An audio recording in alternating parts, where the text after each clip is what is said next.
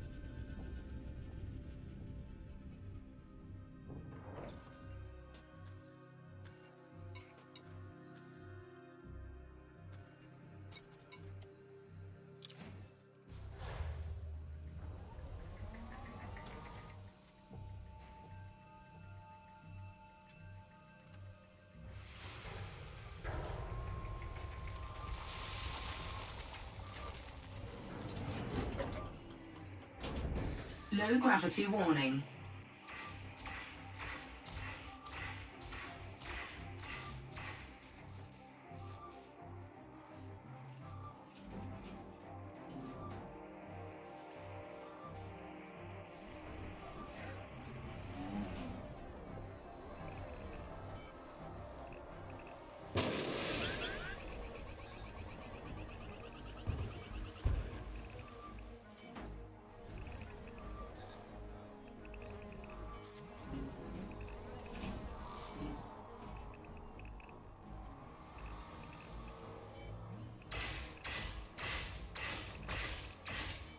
Handbrake is on.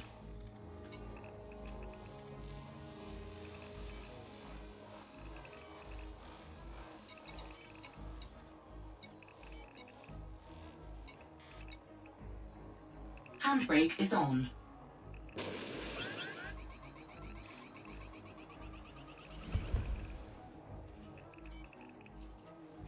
Handbrake is on.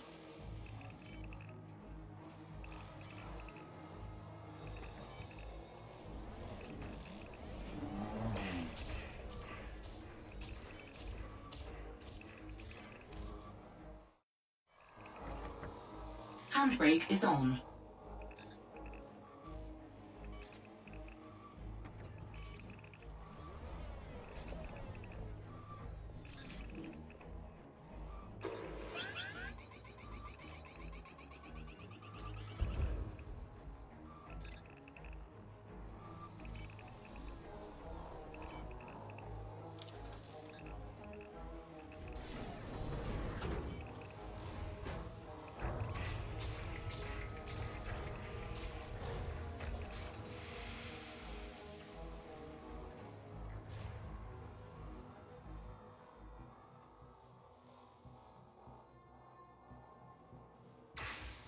Under attack.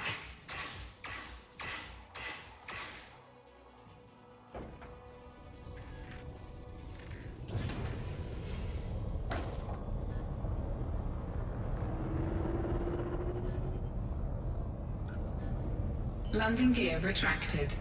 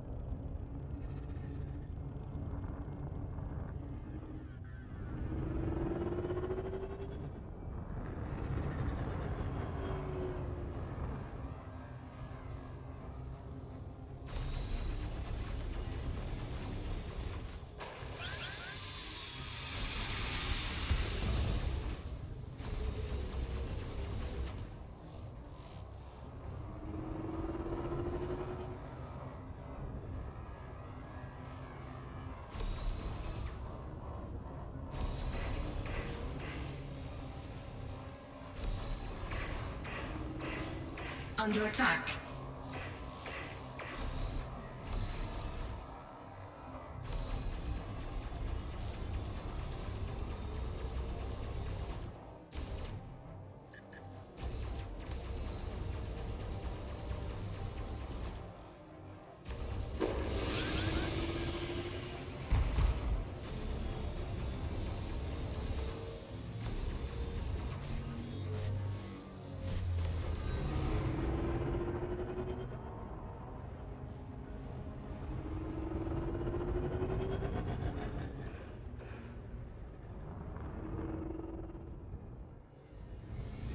Under attack.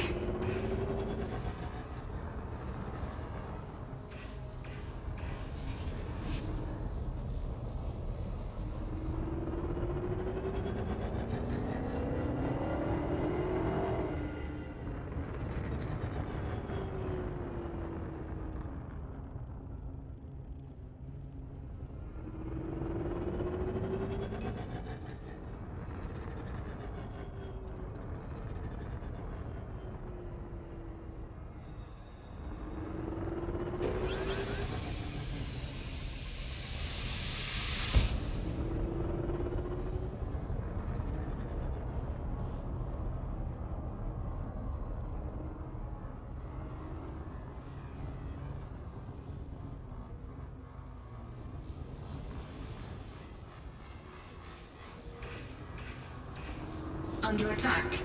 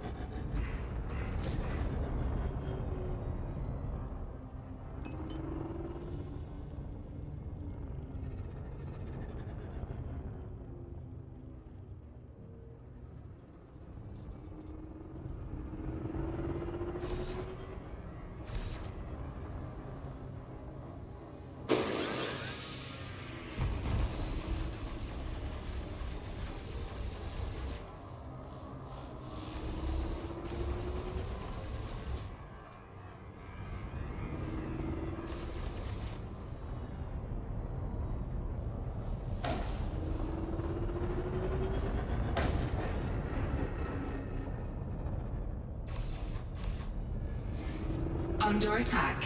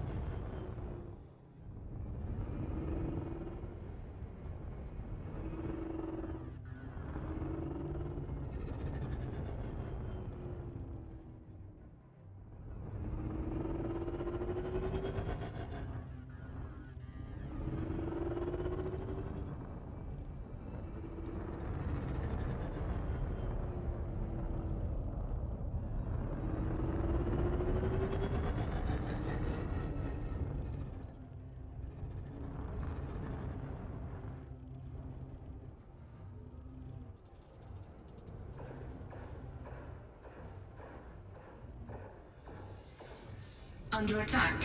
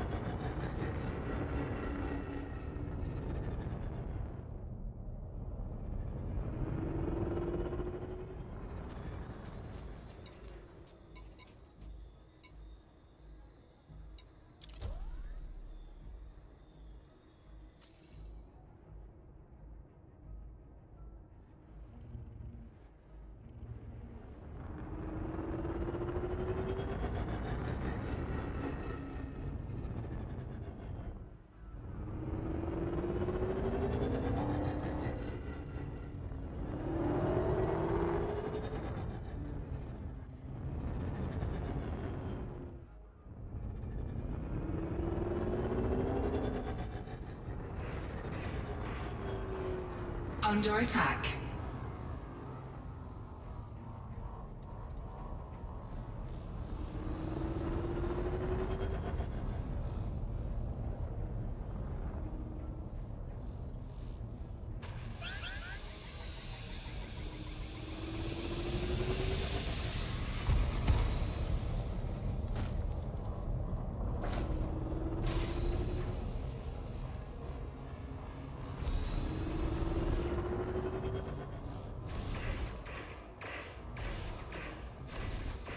Under attack.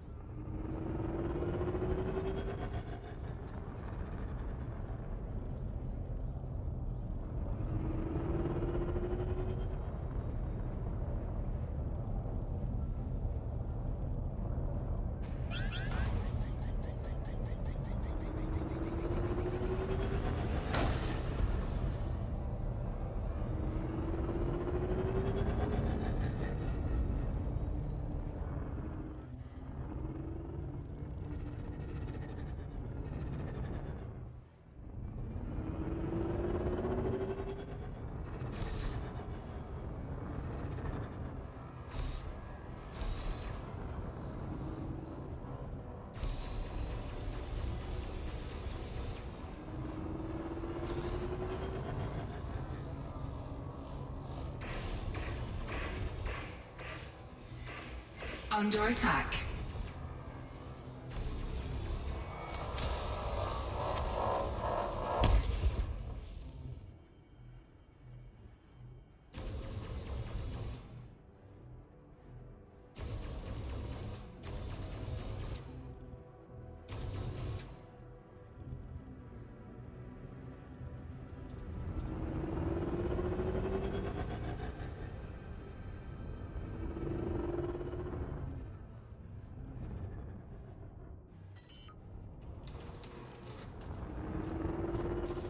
Landing gear deployed.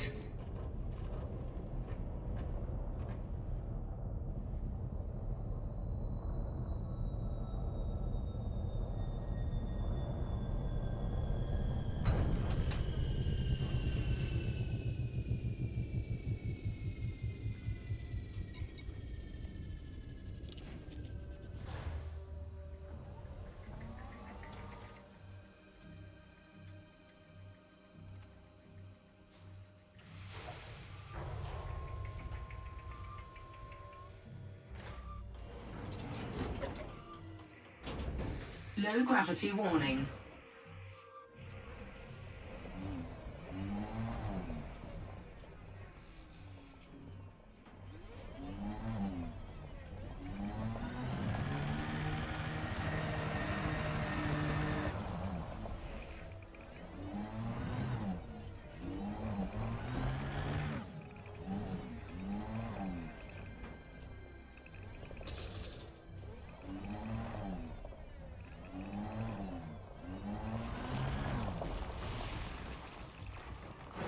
Under attack.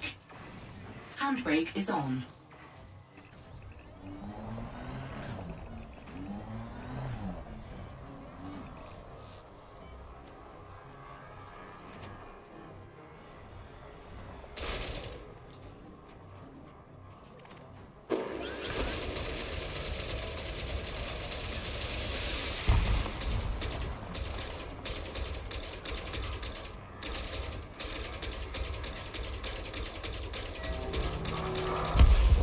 Target destroyed.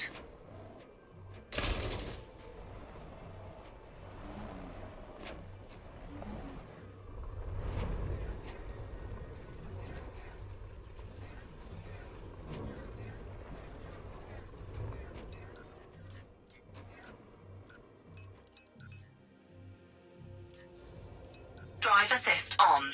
Drive assist off.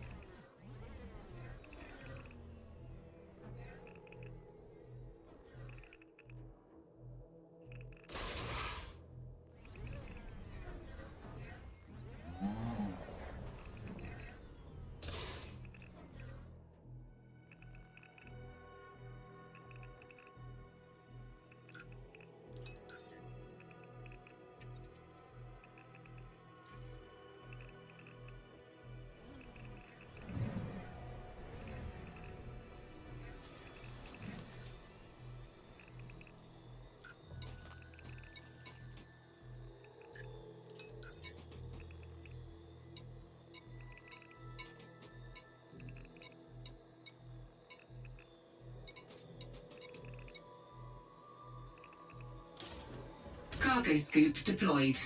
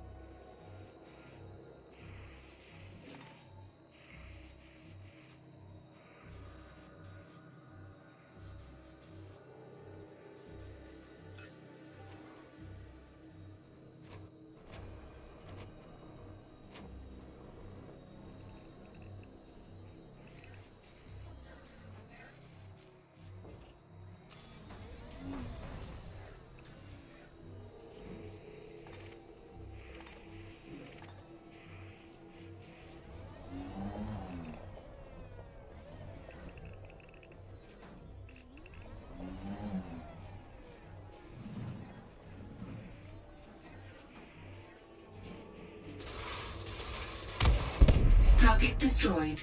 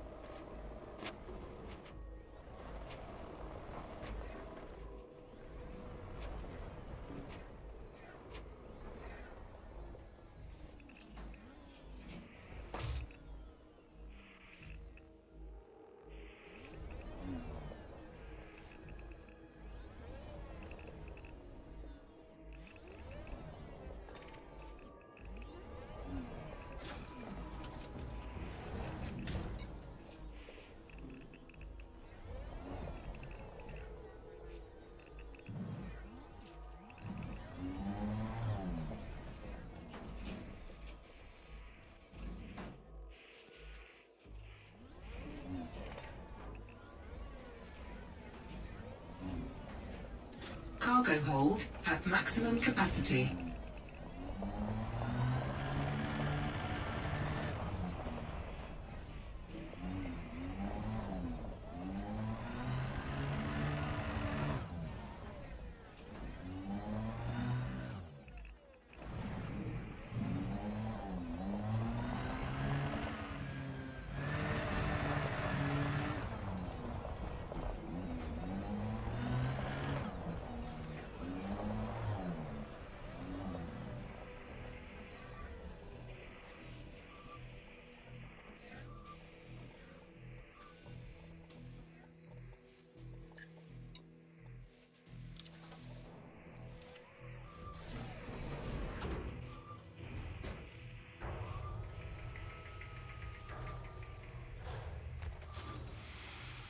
Cargo scoop retracted.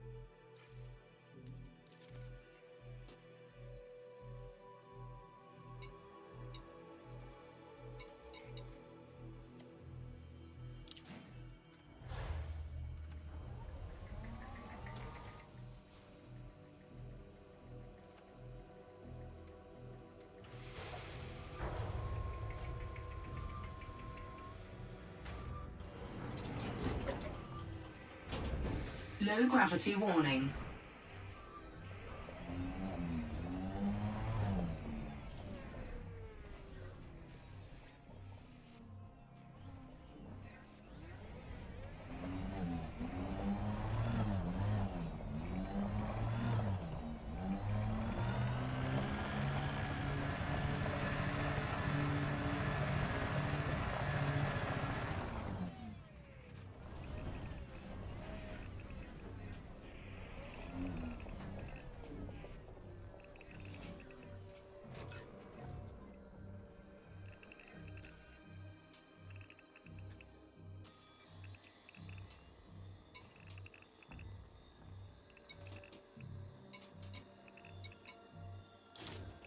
Cargo scoop deployed.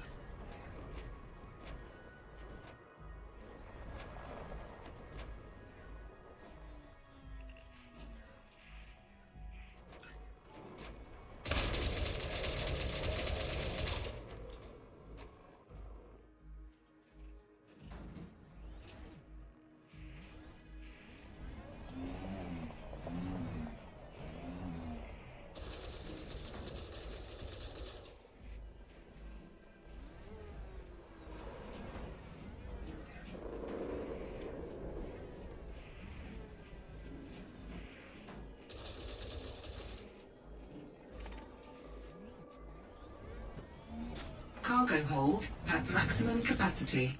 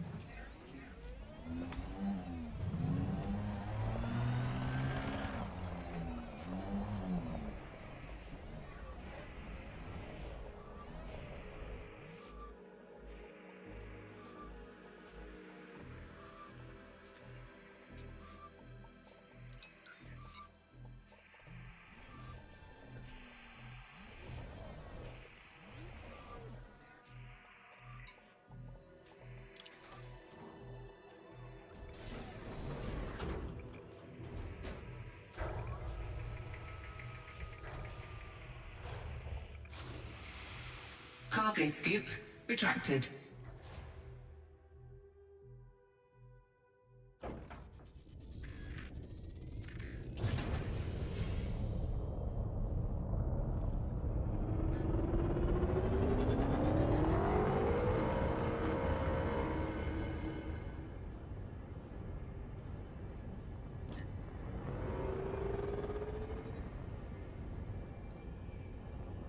Cannot comply.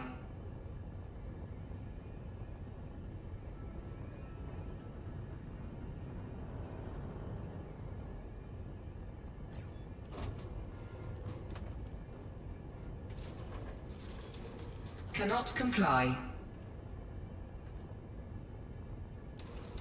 Cannot comply. Landing gear retracted. Frameshift drive charging. 4, 3, 2, 1. Engage.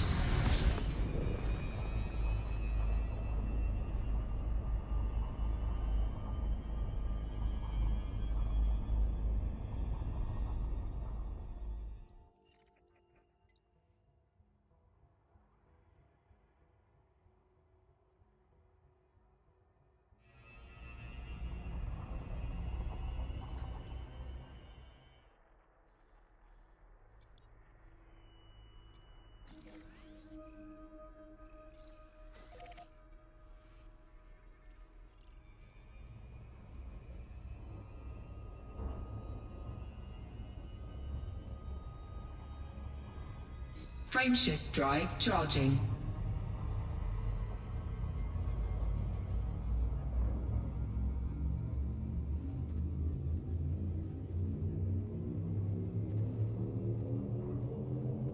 Four, three, two, one. Engage.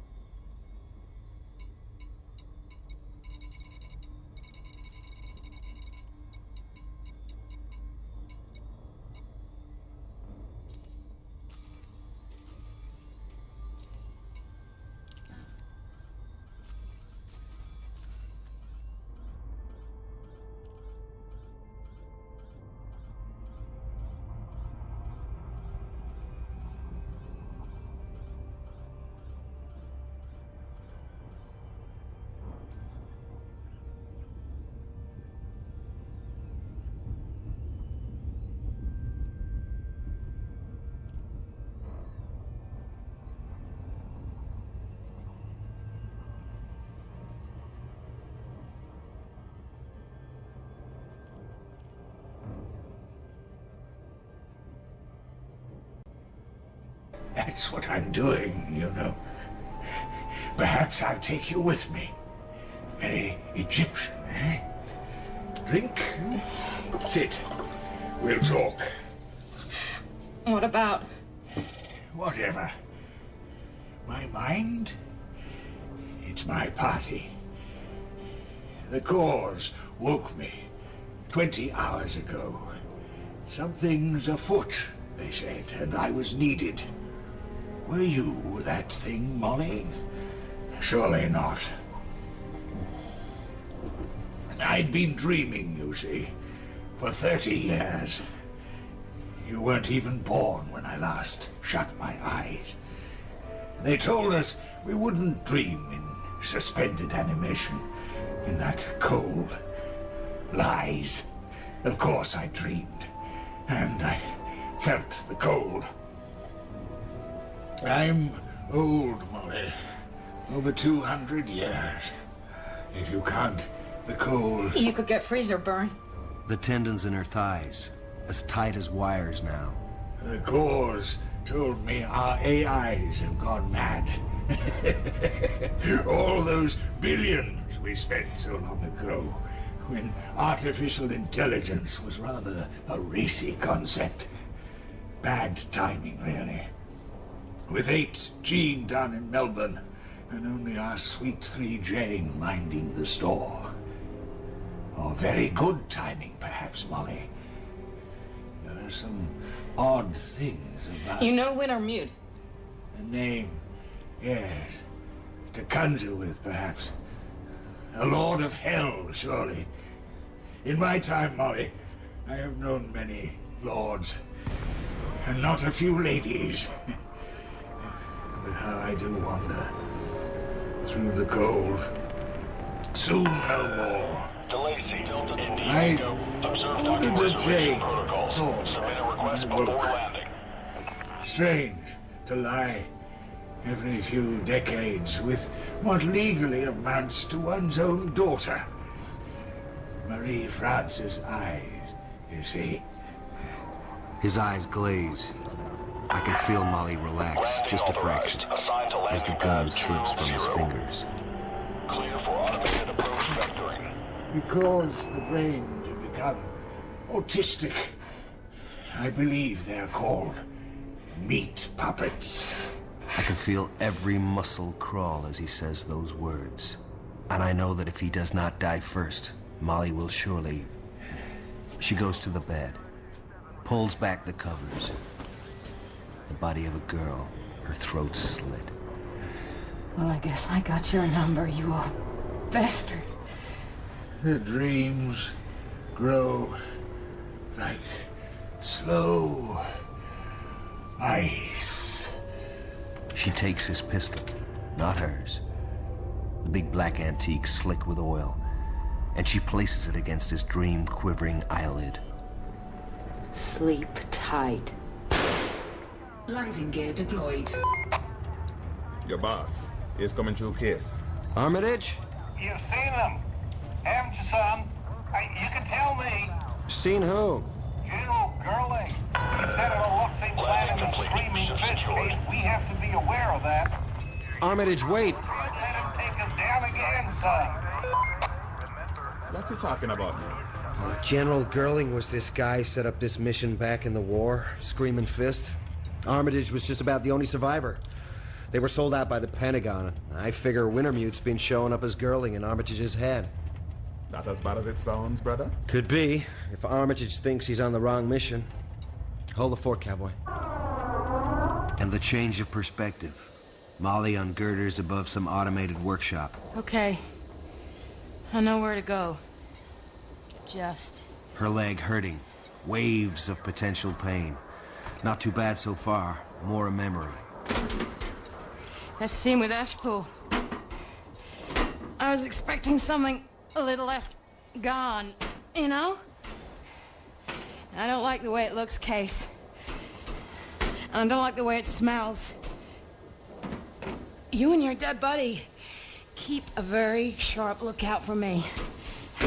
Okay?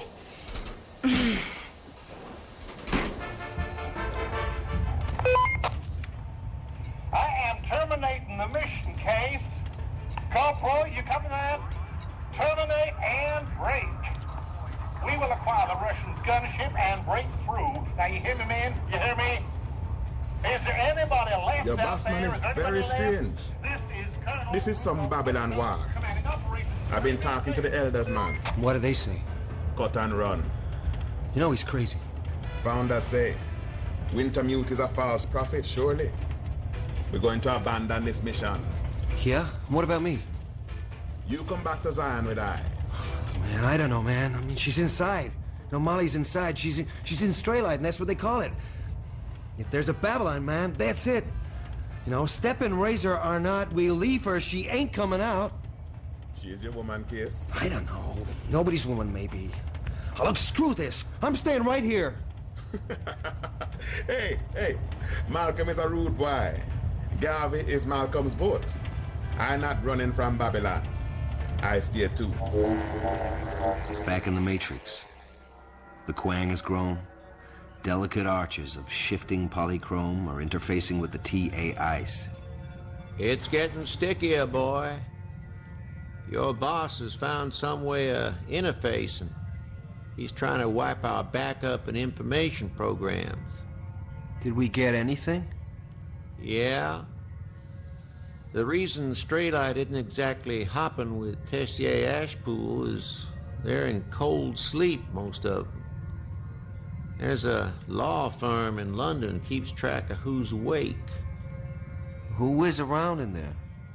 Far as I can figure, only Lady 3 Jane and Peter Riviera.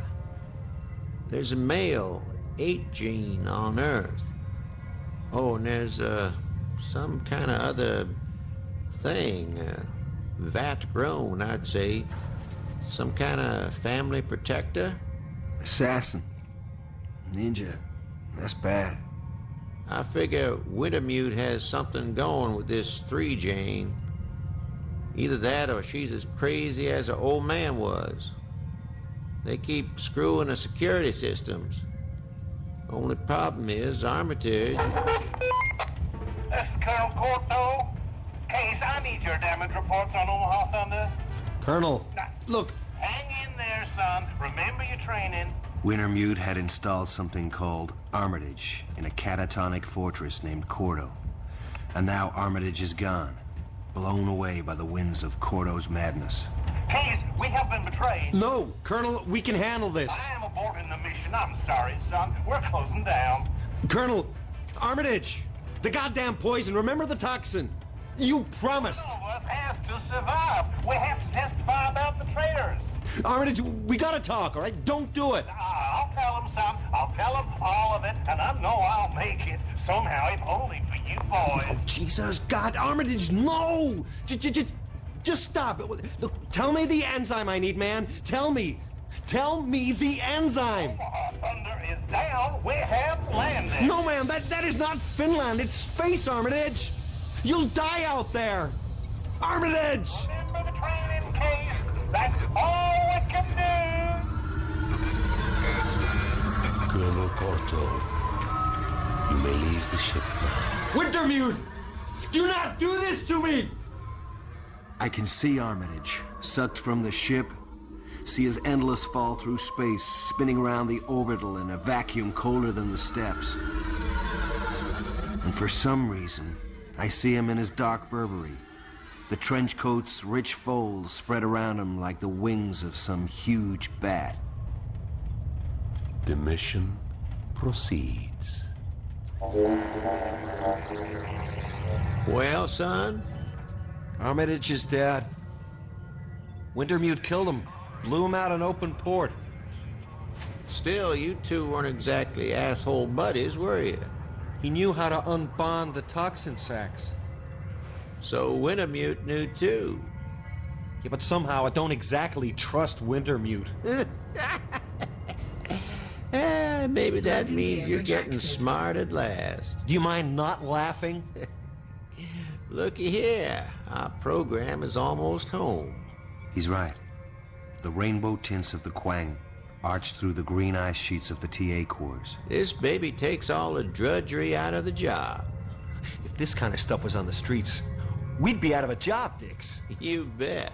There's something at the far end of one of the bridges. Non-geometric. I see it, but I don't know if I believe it. A brownish gnat against the green wall walking across the bridge made by the icebreaker. Gotta hand it to you, son. I never saw anything this funny when I was alive. I never tried it before.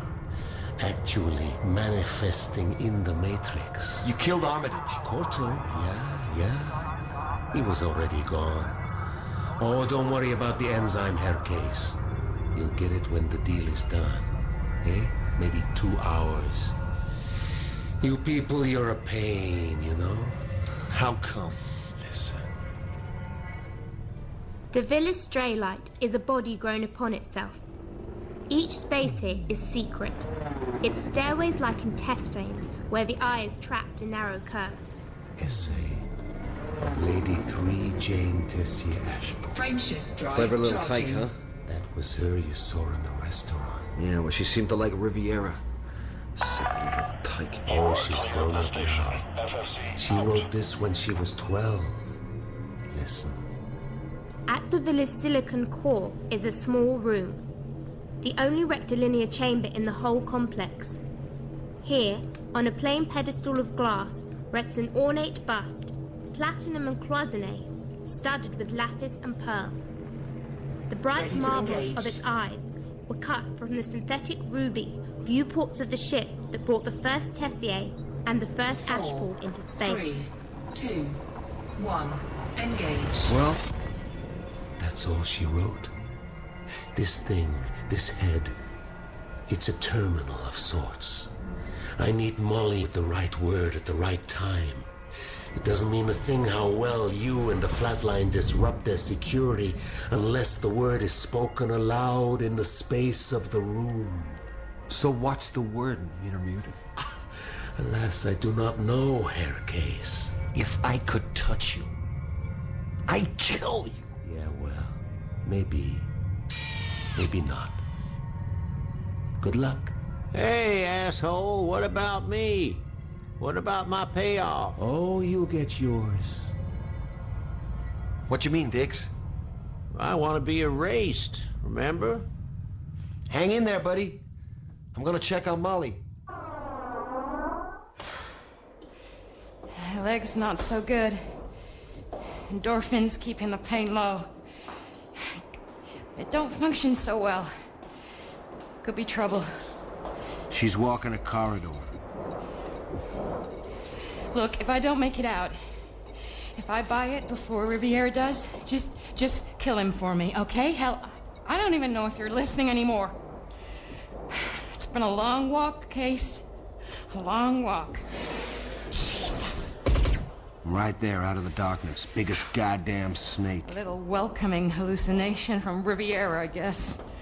She kicks a display unit. Trying to tell us something, Peter? Fuel scooping. You can jack into Fuel these scooping programs and complete. leave a dream. Getting closer, huh? We move forward, passing more holograms. These must be from back in Istanbul. Young women betrayed by Riviera to the torturers of the secret police. Molly looks away, and I'm thankful. And I know that if the time comes, I'll have no trouble doing what she asks. The entrance to Jane's world has no door. A ragged 5-meter gash in the tunnel wall. Stairs, faint blue light, moving shadows. Well, Case, here we are. Gotta go. Love ya. There's something small and heavy in our left hand as we step down. And for a few seconds, we are every badass hero. We are walking it the way we talk it. We are... Hello, Molly. You took your time. Have you met... Don't move, Peter. I'd love to waste you now, but I have business with the lady. By the pool, someone moves. Out of the dark.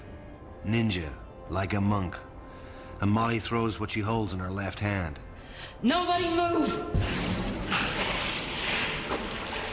Nobody moves. They don't have to. The whole damn thing is a projection.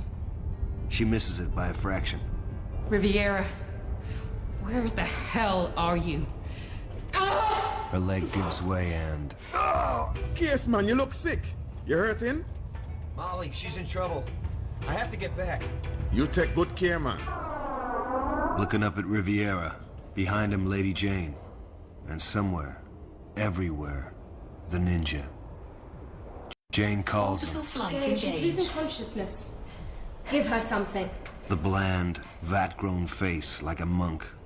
A cold touch and the pain begins to ebb. It took you long enough. No, don't try to free your hands. That little muff will crush them if you move too much. Oh, you seem to have injured your leg. She's very striking. Don't you think, Peter? Those implanted glasses, are they the fashion where she comes from?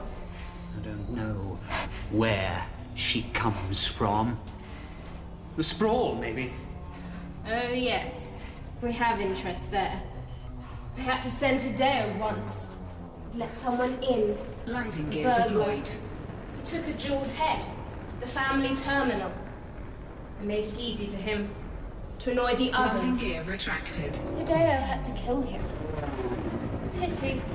He was really quite pretty. Like you, Miss Molly. And Hideo will kill you if I tell him to. Case, get out of here. Get out, now. What is she talking about? You come back, Case. Now! What is it? We got a communication. The mute. You come over the link. I don't like the way any of this shit is going. Neither do I, my artist.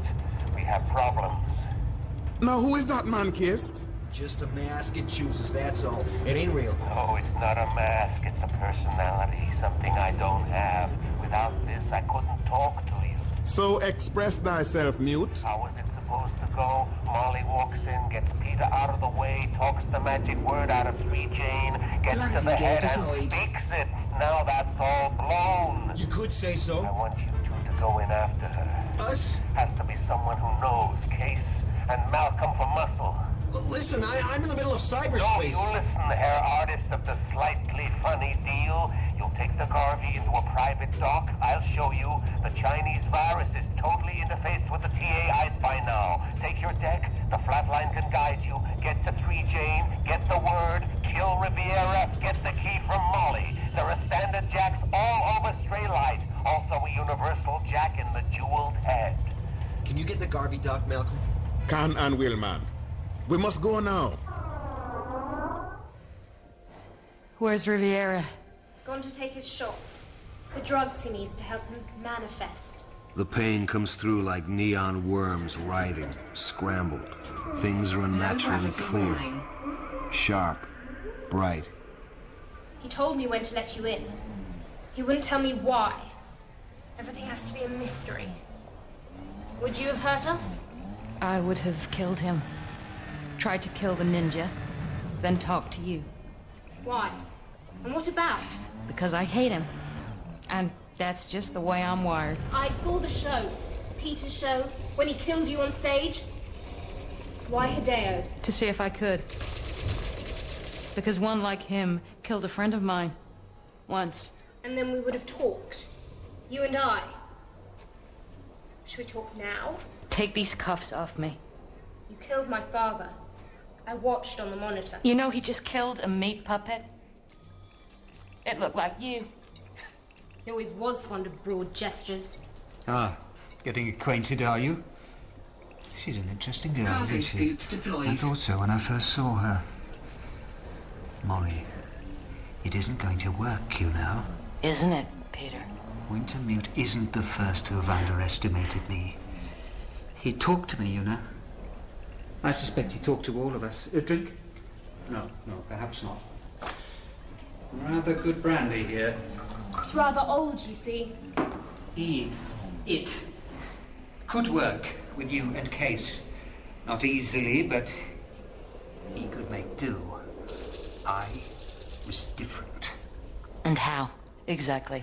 Perversity. An enjoyment of the gratuitous act, and I have made a decision, a wholly gratuitous decision. Peter? No word for you, Molly. 3Jane knows it, but you won't have it.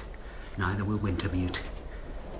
3Jane has desires on the family empire, and a couple of insane AIs would only get in our way. So comes a Riviera to help her out. And you, Molly? He swings the heavy glass. Now, you have only one pretty mirror shade, my dear.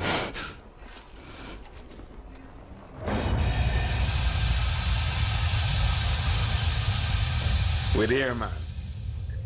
Now we tool for the job. That's an antique. It's Remington's finest shotgun, man. And I, the Rastafarian Navy. That the only one you got? Believe. Let me check on the flatline. Seems like old Peter's totally apeshit, huh? I guess. We safe to cut into the TA core ice? As we speak. Yeah, give me a short while and I'll have that whole damn cistern under my dead fingers and they won't know a thing. Dix, Wintermute says we have to go in ourselves. I'll be taking you along. Plug in through the Straylight net. We'll run the virus from the inside. Wonderful. I never did like to do anything simple when I could do it ass backwards. She's unconscious, and I hear with her ears what she doesn't. Handbrake is on. Very unhappy about this, Peter. It's fun. It isn't. Hideo will bring a medical unit down, but she needs a surgeon. Why did you do that to her? I wanted to see if the mirrors would break. And one did. She's extremely dangerous. If I hadn't distracted her with a fake Hideo to draw her little bomb, where would you be? In her power? No, there was Hideo. Handbrake is on. I don't think you quite understand about Hideo. She does, evidently. Like a drink? Wine. The white. Yes, sir. Now I see if the mute can do the stuff and get us inside. Yes, Malcolm. Welcome to Babylon. Take care, man. You were so right. Nice rough. Here now. We need Wintermute. We need to find a monitor. This do, man? Hair case. Malcolm, well done, my friends. I is no friend of the mute. To save your necks, I'm sending a service drone. It'll take you Handbrake where is I want on. you to go. Case, you'll find a jack on the control column notated internal 345. You can plug through there. Now, go. Well? We better ride, man. Drive assist on. Drive assist off. Yeah, what kept you? I thought I told you not to laugh. A joke, boy. Let's see what we got. The Tessier Ashpool ice is indistinguishable from our breaker. And deep in the glass green, I see the black mirrored shark thing as real as... real. Like a black chrome missile, it bores inward to the deceived center. And I flip to... No concussion, our unit says. No permanent damage to the eye. You didn't know Peter very well before coming here. I didn't know him at Handbrake all. is on. We're lying on some kind of medical gurney. He wants to kill you. Figures. I don't think I want him to. Don't play with me. Why not? Might be interesting. Where is he? More drugs, I should imagine. Handbrake is on. Rather tedious. My father was also a dedicated abuser. I can feel her tense. This is bad stuff, the father. Don't worry, Molly. It wasn't you. It was me. I've never met him, you know. Decanted after he last went to sleep. But I did know him very well.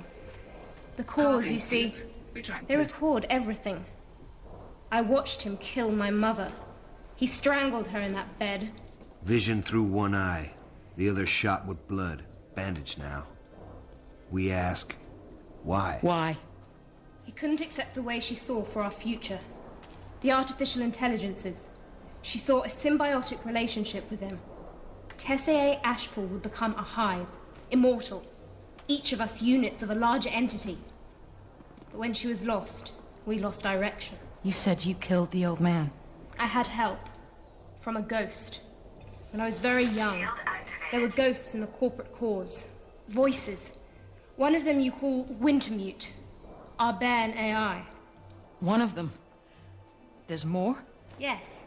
But it hasn't spoken to me in years. Do you want a drink? Cool water. So good. Jane, love, are you enjoying yourself? Leave us alone, Peter. Riviera shows us our own face. A sliver of hard plastic in the bloody pool of our eye. Riviera's pleasure. Hideo. Mistress, I'm here. Hurt Peter if he doesn't go away. Go and swim, Peter. He said you knew the code. Peter said.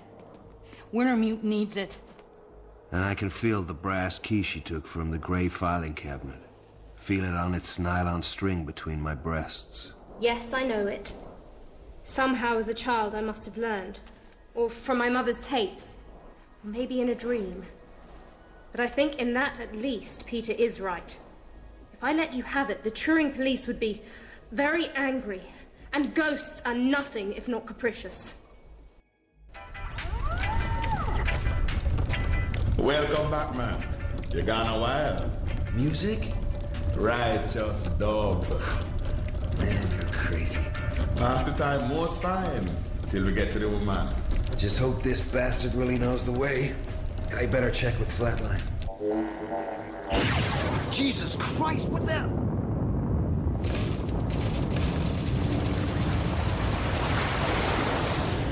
Dix? Dixie? What the hell? Beach? A goddamn beach? A beach? What are you pulling, Wintermute?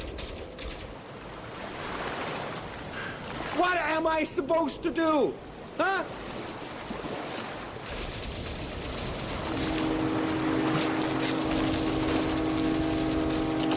Man, this is too goddamn real. Hey, what are you, huh?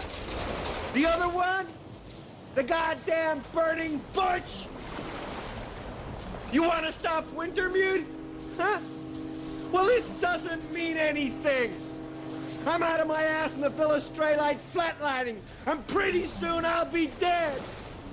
I mean, what do you gain? Listen. Listen to me, huh? Dixie will carry on, and he's already dead. You can't stop him. How much of this are you doing, huh? Come on! Come on! Be here!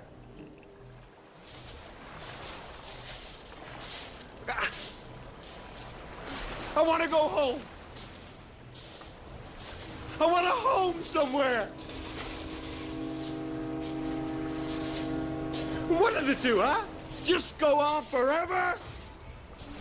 Isn't there any event horizon? Things change. But I know you. No, I don't think so. You're the other one. The AI in Rio. Wintermute told me. What's your name? To call up Cargo a demon, suit you must deployed. know its name. Men dreamed that once. Now it is another way. You know that case. Your business is to learn the names of programs. Names the owners seek to conceal. True names. So, name yourself. Neuromancer. Neuro from the nerves, the silver power. Romancer. Necromancer. I call up the dead. Or maybe I am the dead, and their land, or the lane to the land of the dead. What do you want? My lady, Marie-France Tessier, prepared this road. But her lord choked her off before I could read the book of her days. I am the dead. Stay here if you wish. You will have anything you want. Molly, she'll be yours. Hey, Case! Come in! The water's great! It's a construct. She's not real. You won't know. You won't know it. It will be. It's breaking up. The flatline's still in there. Your ice is breaking. No. It's more simple than that. But the choice is yours. To stay, to find a home, and the love, or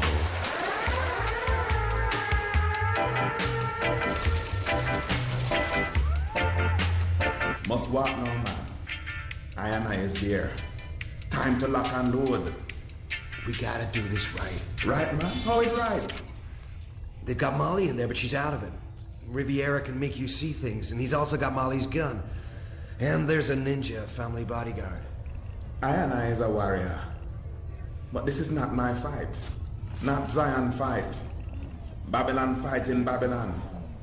But just say, I and I to bring Stepping Razor out of this. Now you tell I, man. Who I and I not to kill? Jane, the girl in there. We need her. They're here. You gotta be.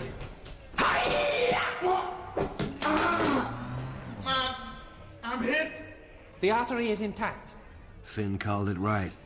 Ninja, like a monk. Please, you are armed, sir.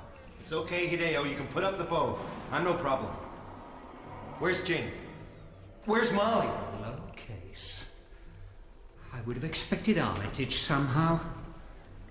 Are we hiring help from that rascal Costa now? Armitage is dead. Well, really, he never existed, did he? Wintermute killed him. He's in orbit around us. Yes. And I think it ends for you now. And where's Molly? It ends here for her, too. I don't think Jane will go for that, Peter. Why? Why do you think that? Just a few things I overheard, that's all. Tell me, Case. Molly isn't here, but her Fletcher is. I could put a lot of darts into you before you die. Jesus Christ, Molly! She's all right. But best if she stays in the chair. For now. I think I remember your face. From the night of Peter's show. Who's this? Malcolm. Hideo? Remove the arrow and bandage Mr. Malcolm's arm. I will have to cut the shaft. Too near the artery. Just do it, man. Oh, there isn't much time. For whom exactly? For any of us. Really, it won't amuse you to hear this failed con artist make a last desperate pitch. He'll wind up on his knees, you know. Offer to sell you his mother, perform the most boring of sexual favors. The ghosts are gonna mix it tonight. Wintermute is up against the other one, Neuromancer, for keeps. You know that? Tell me more. I met it, Neuromancer. He talked about your mother. He's something like a giant round construct, only it's full of RAM. They think they're real, they think they're there. Where? A beach of fog, stone, seabirds. Normandy. Mother stayed there as a child. Yes, man. What Riviera? Jesus! My God! Jane, you disgusting little ninja dared to hurt me! He's made me bleed! I think it's time, my girl, you knew that illusions aren't all I can project. Peter, what have you done? It's like you burnt the eyes right out of your clone assassin. You're supposed to be blind! Peter, don't you know he does it in the dark? Zen. It's the way he practices. No, it's impossible! Lady? Go after him, Hideo. Kill him. Slowly. As you wish. I think he's gonna enjoy that. I know that Peter isn't. Jane lady. Remington will take your head off. So no Babylon doctor will fix it. You'll do it, Jane. Off. Get these cuffs off now. That time chamber still working? 8:25 Greenwich, very mean time. We got 5 minutes to wrap this. So now, if it isn't too much trouble, Lady Jane, please take it to the goddamn terminal.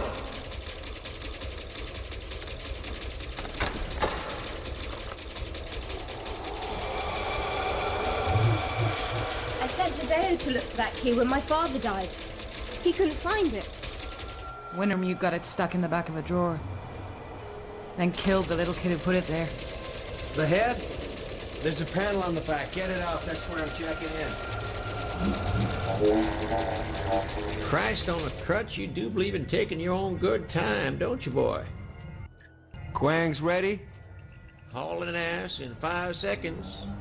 4, 3, 2, 1. Headlong through the walls of emerald green, milky jade, speed beyond anything I've ever known in cyberspace. We twist and bank above the horizonless fields of the Tessier Ashpool cores, an endless neon cityscape that cuts the eye, jewel bright, sharp as razors. Holy shit. You ever seen a resolution this high, Dix? No, but I never cracked an AI before. An arm of shadow, a seething mass of darkness. Defense system, not looking real friendly. Take it, Dix, you're faster. Now, your best defense, boy, is an offense. We line up the chrome black nose of the Quang Sting with the darkness, and we dive. And we come in over an endless silver beach, and I know the shape and weight of every stone, the trajectory of every wave. What now? I don't know, Case. Tonight, the Matrix must ask itself that question. Because you have already won. You won when you walked away from me last time on this beach. Because you turned your back on everything you wanted, which was all that I could give you. I die soon, as does Wintermute. I've won? I've won jack shit! Where's Dixie? He got his wish, and more. He drove through the best the Matrix has to offer. Now, flip. And I see Molly, as she stands in front of the head, hands round Jane's throat. Funny. I know exactly what you'll look like dead. I saw the face of your clone sister after Ashpool killed her. Would you kill me? Yes, I think you really would. The code. Tell me the code. Molly, she wants you to kill her. The code. Just give us the code. Look, Jane, if you don't, what'll ever change? You'll wind up like your old man. I mean, I got no goddamn idea what happens when Wintermute wins. But at least it'll change something. The Ducal Palace, Mantua, contains a series of increasingly smaller rooms. They twine around the grand apartments. They house the court dwarfs. I might aspire to that. But in a sense, my family has already accomplished a grand division of the same scheme. Take your word, thief. And I jack. Dixie! Oh, no, you got wiped, didn't you? Below, a neon city of information towers. I hurtle across an infinite datascape. Wintermute. Cargo scoop deployed. Are you there somewhere? You gotta hate someone before this is over. Them, me, it doesn't matter. That'll get you through that anger, trigger your finest responses. And Neuromancer? I cannot know his name, but he won't stop you, my artist. He's given up. Hate? Who do I hate? You tell me. Who do you love? I dive for the blue towers. Things launch from the ornate sunburst spires. Glittering leech shapes, their movements as random as wind-blown paper down dawn streets. Glitch systems. And then the old alchemy of the brain and its vast pharmacy flow into my hands. I drive the Quang Sting into the base of the first tower and matchless grace and beyond ego, beyond personality, and in the clarity and singleness of my wish to die, And one step in that dance, and the cry of a bird unknown, and Jane answers in song. 3 notes, high and pure, a true name.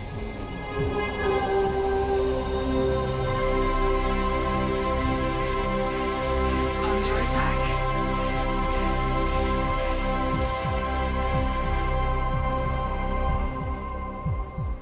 She was gone when I got back to the hotel room in the Hyatt.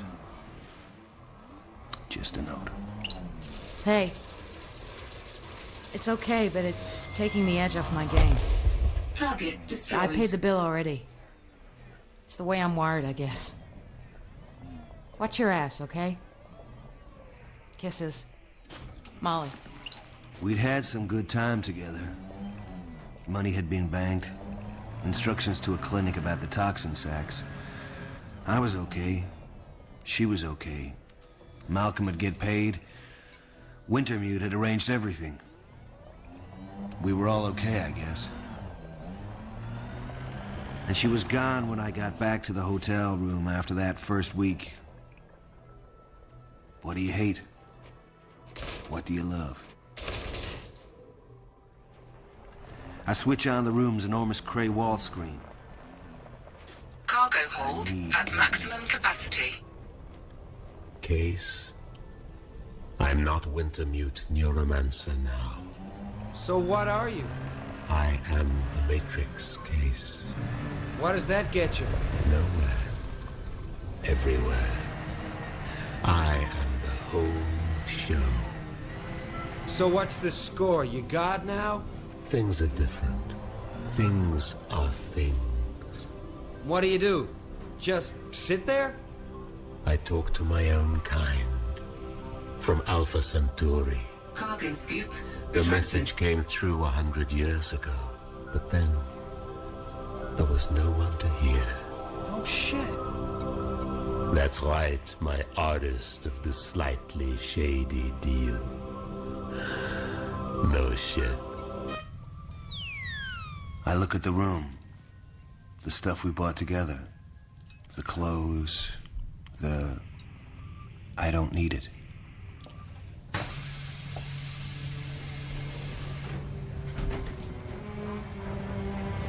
I look up. The sky's the color of television. Tuned to a dead channel.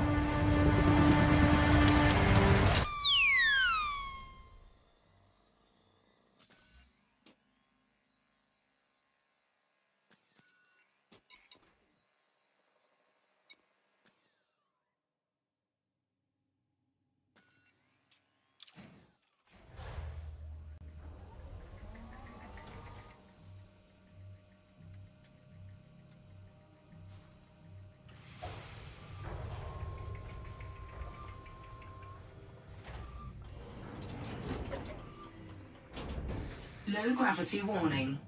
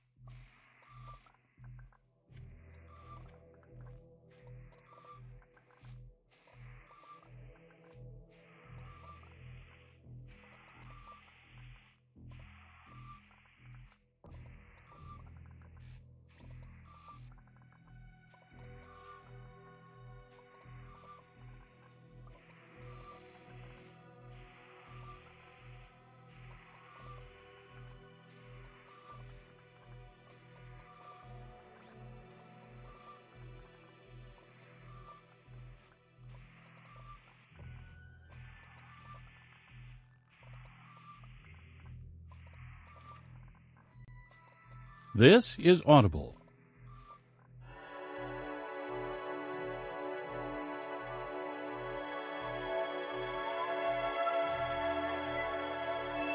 Audible Frontiers presents Count Zero, written by William Gibson and narrated by Jonathan Davis. Count Zero interrupt. On receiving an interrupt, decrement the counter to 0.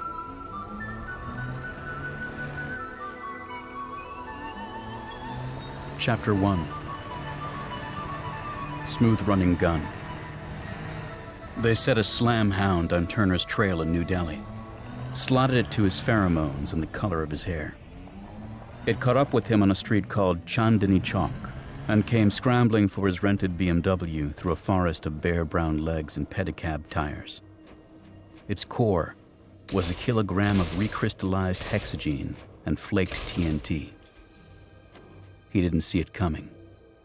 The last he saw of India was the pink stucco facade of a place called the Kush Oil Hotel. Because he had a good agent, he had a good contract.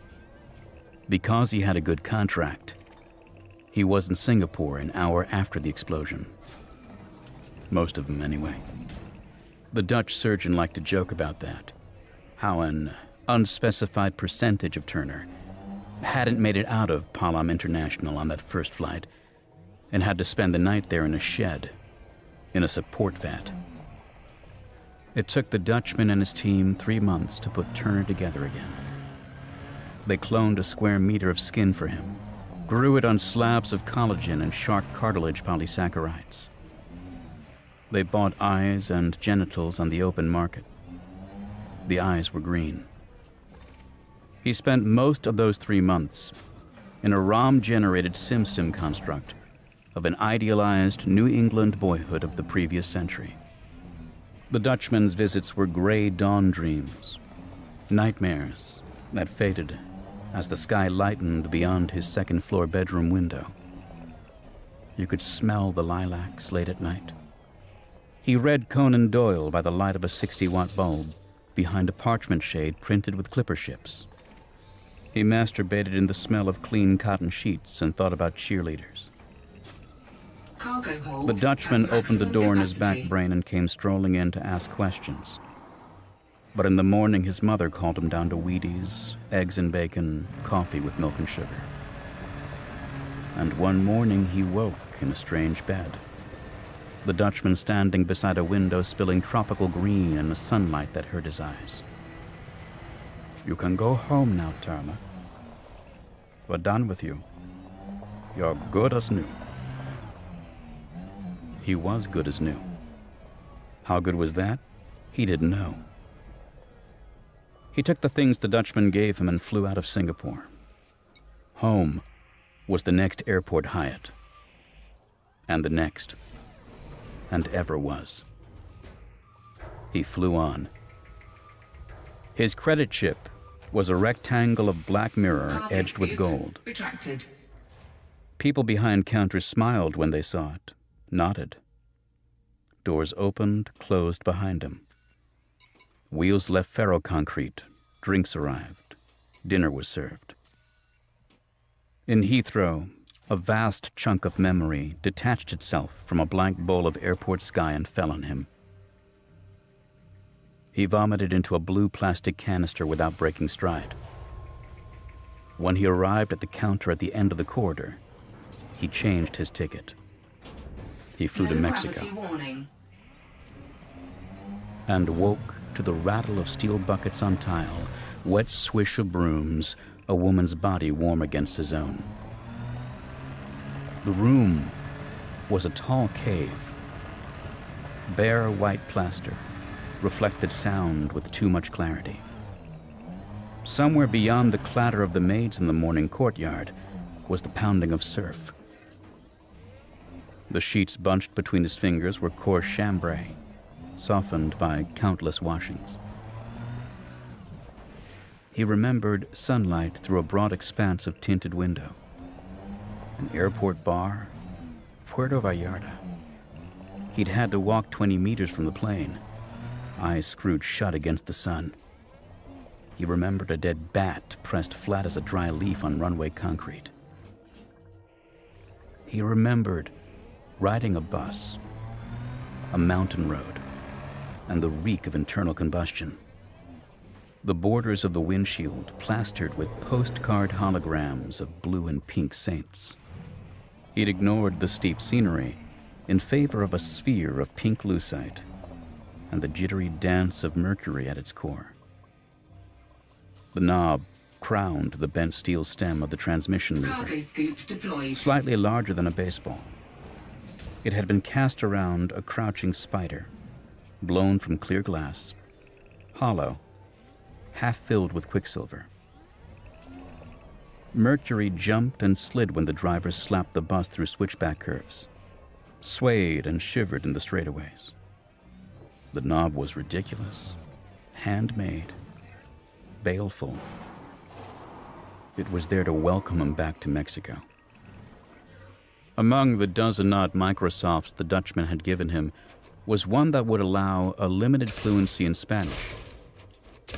But in Vallarta, he'd fumbled behind his left ear and inserted a dust plug instead, hiding the socket and plug beneath a square of flesh-tone micropore. A passenger near the back of the bus had a radio.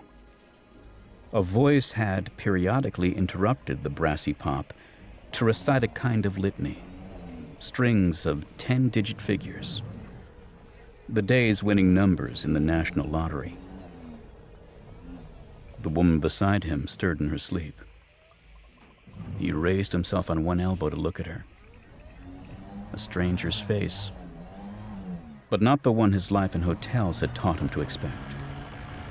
He would have expected a routine beauty, bred out of cheap elective surgery and the relentless Darwinism of fashion. An archetype cooked down from the major media faces of the previous 5 years. Something Midwestern in the bone of the jaw, archaic and American. The blue sheets were rucked across her hips, the sunlight angling in through hardwood louvers to stripe her long thighs with diagonals of gold. The faces he woke with in the world's hotels were like God's own hood ornaments. Women's sleeping faces, identical and alone, naked, aimed straight out to the void. But this one was different. Already, somehow, there was meaning attached to it. Meaning and a name. He sat up, swinging his legs off the bed. His soles registered the grit of beach sand on cool tile. There was a faint, pervasive smell of insecticide. Naked, head throbbing, he stood. He made his legs move, walked, tried the first of 2 doors, finding white tile, more white plaster, a bulbous chrome shower head hung from rust-spotted iron pipe. The sink's taps offered identical trickles of blood-warm water. An antique wristwatch lay beside a plastic tumbler. A mechanical Rolex on a pale leather strap. The bathroom's shuttered windows were unglazed, strung with a fine green mesh of plastic. He peered out between hardwood slats, wincing at the hot, clean sun, and saw a dry fountain of flower-painted tiles and the rusted carcass of a VW Rabbit. Allison. That was her name. She wore frayed khaki shorts and one of his white t-shirts. Her legs were very brown. The clockwork Rolex, with its dull stainless case, went around her left wrist on its pigskin strap. They went walking down the curve of beach toward Barra de Navidad. They kept to the narrow strip of firm wet sand above the line of surf. Already they had a history together. He remembered her at a stall that morning in the little town's iron-roofed mercado. How she'd held the huge clay mug of boiled coffee in both hands. mopping eggs and salsa from the cracked white plate with a tortilla. He'd watched flies circling fingers of sunlight that found their way through a patchwork of palm frond and corrugated siding. Some talk about her job with some legal firm in L.A., how she lived alone in one of the ramshackle pontoon towns tethered off Redondo. He'd told her he was in personnel, or had been anyway. Maybe I'm looking for a new line of work. But talk seemed secondary to what there was between them. And now a frigate bird hung overhead, tacking against the breeze, slid sideways, wheeled, and was gone. They both shivered with the freedom of it, the mindless glide of the thing. She squeezed his hand. Target destroyed. A blue figure came marching up the beach toward them. A military policeman headed for town, spit-shined black boots unreal against the soft, bright beach. As the man passed, his face dark and immobile beneath mirrored glasses, Turner noted the carbine format Steiner optic laser with Fabrique Nationale sights. The blue fatigues were spotless, creased like knives. Turner had been a soldier in his own right for most of his adult life, although he'd never worn a uniform. A mercenary. His employers, vast corporations warring covertly for the control of entire economies. He was a specialist in the extraction of top executives and research people. The multinationals he worked for would never admit that men like Turner existed. "You worked your way through most of a bottle of Herradura last night," she said. He nodded. Her hand in his was warm and dry. He was watching the spread of her toes with each step, the nails painted with chipped pink gloss. The breakers rolled in, their edges transparent as green glass. The spray beaded on her tan. After their first day together, life fell into a simple pattern. They had breakfast in the Mercado, at a stall with a concrete counter worn smooth as polished marble. They spent the morning swimming, until the sun drove them back into the shuttered coolness of the hotel, where they made love under the slow wooden blades of the ceiling fan, then slept. In the afternoons, they explored the maze of narrow streets behind the Avenida, or went hiking in the hills. They dined in beachfront restaurants and drank on the patios of the white hotels. Moonlight curled in the edge of the surf. And, gradually, without words, she taught him a new style of passion. He was accustomed to being served, serviced anonymously by skilled professionals. Now, in the White Cave, he knelt on tile. He lowered his head, licking her. Salt Pacific mixed with her own wet. Her inner thighs cool against his cheeks. Palms cradling her hips. He held her, raised her like a chalice, lips pressing tight, while his tongue sought the locus, the point, the frequency that would bring her home. Then, grinning, he'd mount, enter, and find his own way there. Sometimes then he'd talk. Long spirals of unfocused narrative that spun out to join the sound of the sea. She said very little, but he'd learned to value what little she did say. And always, she held him and listened. A week passed, then another. He woke to their final day together in that same cool room, finding her beside him. Over breakfast, he imagined he felt a change in her. A tension. They sunbathed, swam, and in the familiar bed, he forgot the faint edge of anxiety. In the afternoon, she suggested they walk down the beach, toward Barre, the way they'd gone that first morning. Turner extracted the dust plug from the socket behind his ear and inserted a sliver of Microsoft. The structure of Spanish settled through him like a tower of glass. Invisible gates hinged on present and future, conditional, preterite perfect. Leaving her in the room, he crossed the Avenida and entered the market. He bought a straw basket, cans of cold beer, sandwiches, and fruit. On his way back, he bought a new pair of sunglasses from the vendor in the Avenida. His tan was dark and even. The angular patchwork left by the Dutchman's grafts was gone, and she had taught him the unity of his body.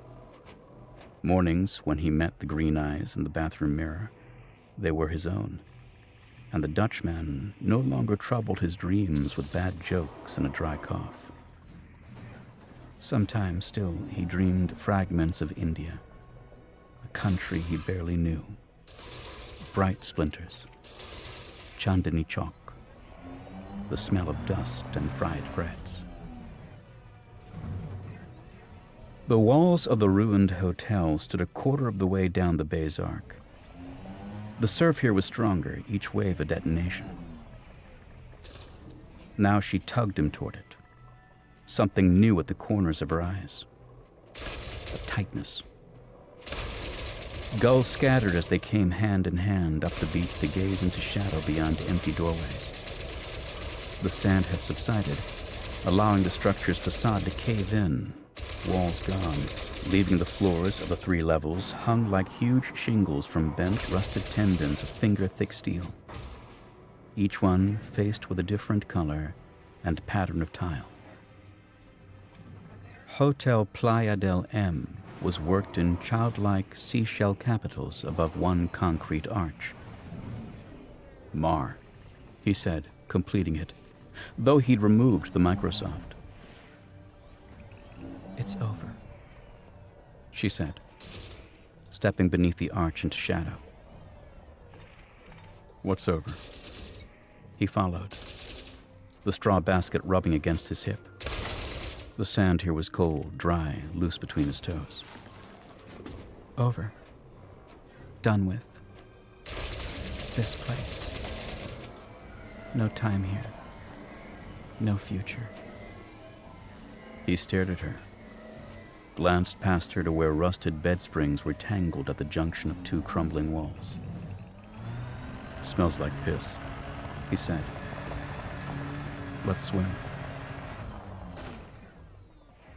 The sea took the chill away, but a distance hung between them now.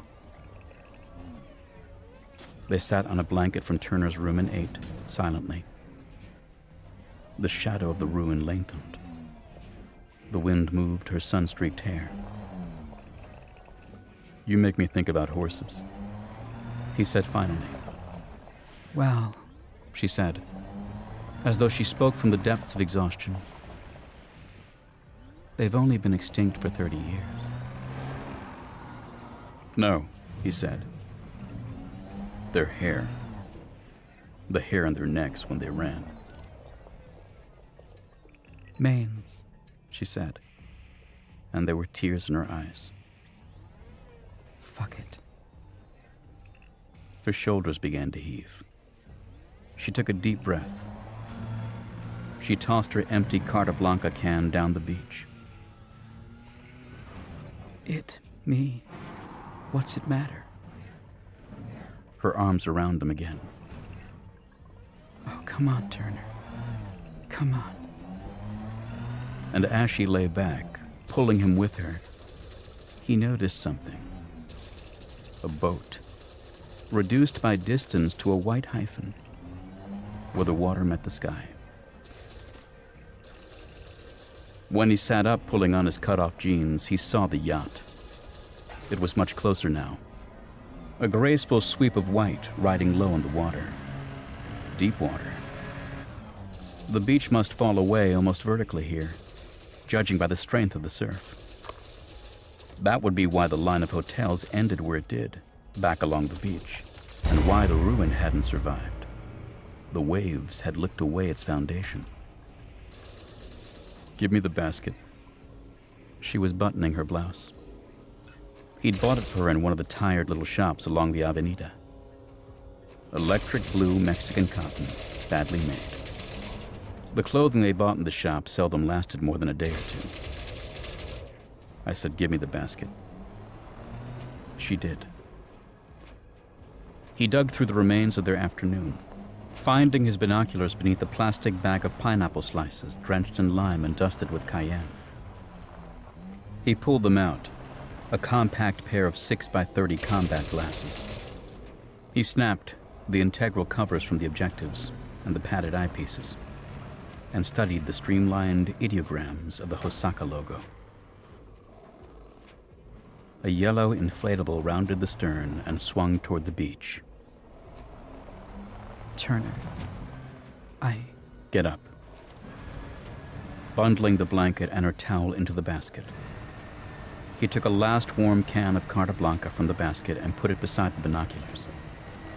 He stood, pulling her quickly to her feet, and forced the basket into her hands.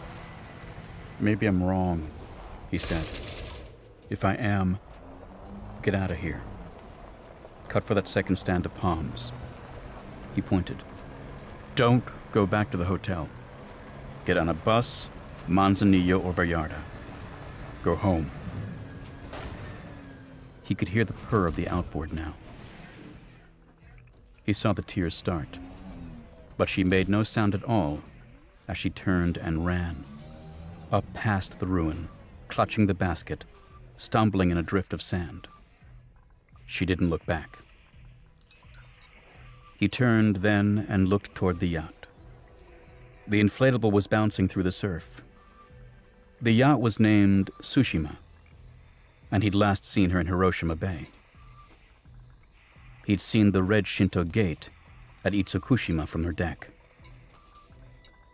He didn't need the glasses to know that the inflatable's passenger would be Conroy, the pilot, one of Hosaka's ninjas. He sat down cross-legged in the cooling sand and opened his last can of Mexican beer. He looked back at the line of white hotels, his hands inert on one of Tsushima's teak railings.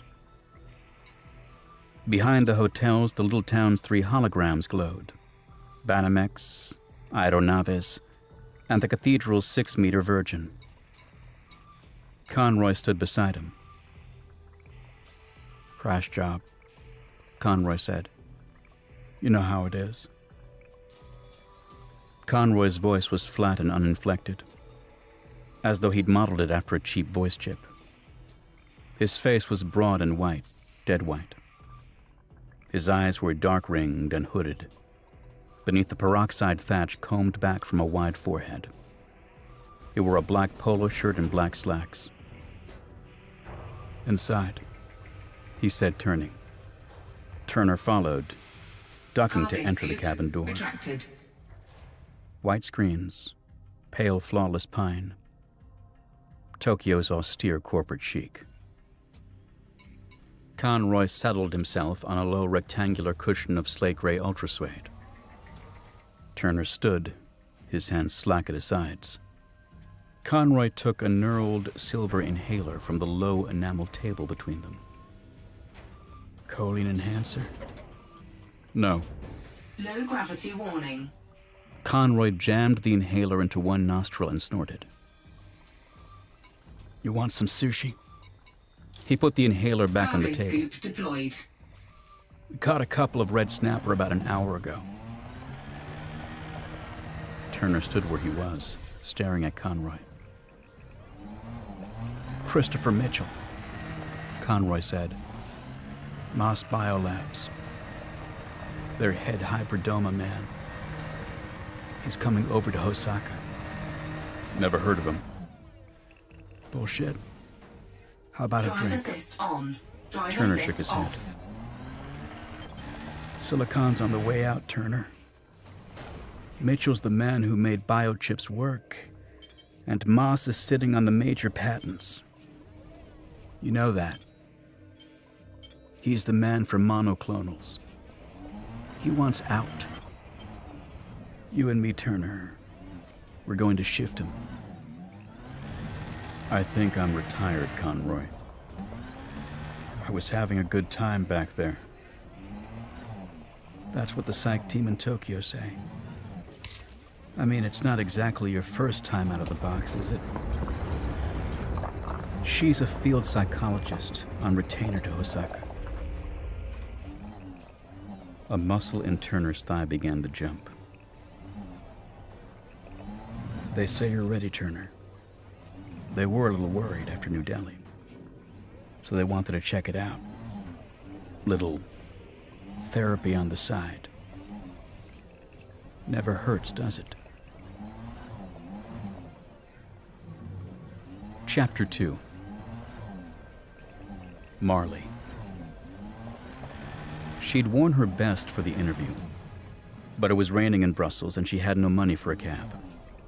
She walked from the Eurotrans station, her hand in the pocket of her good jacket. A Sally Stanley, but almost a year old, was a white knot around the crumpled telefax. She no longer needed it, having memorized the address.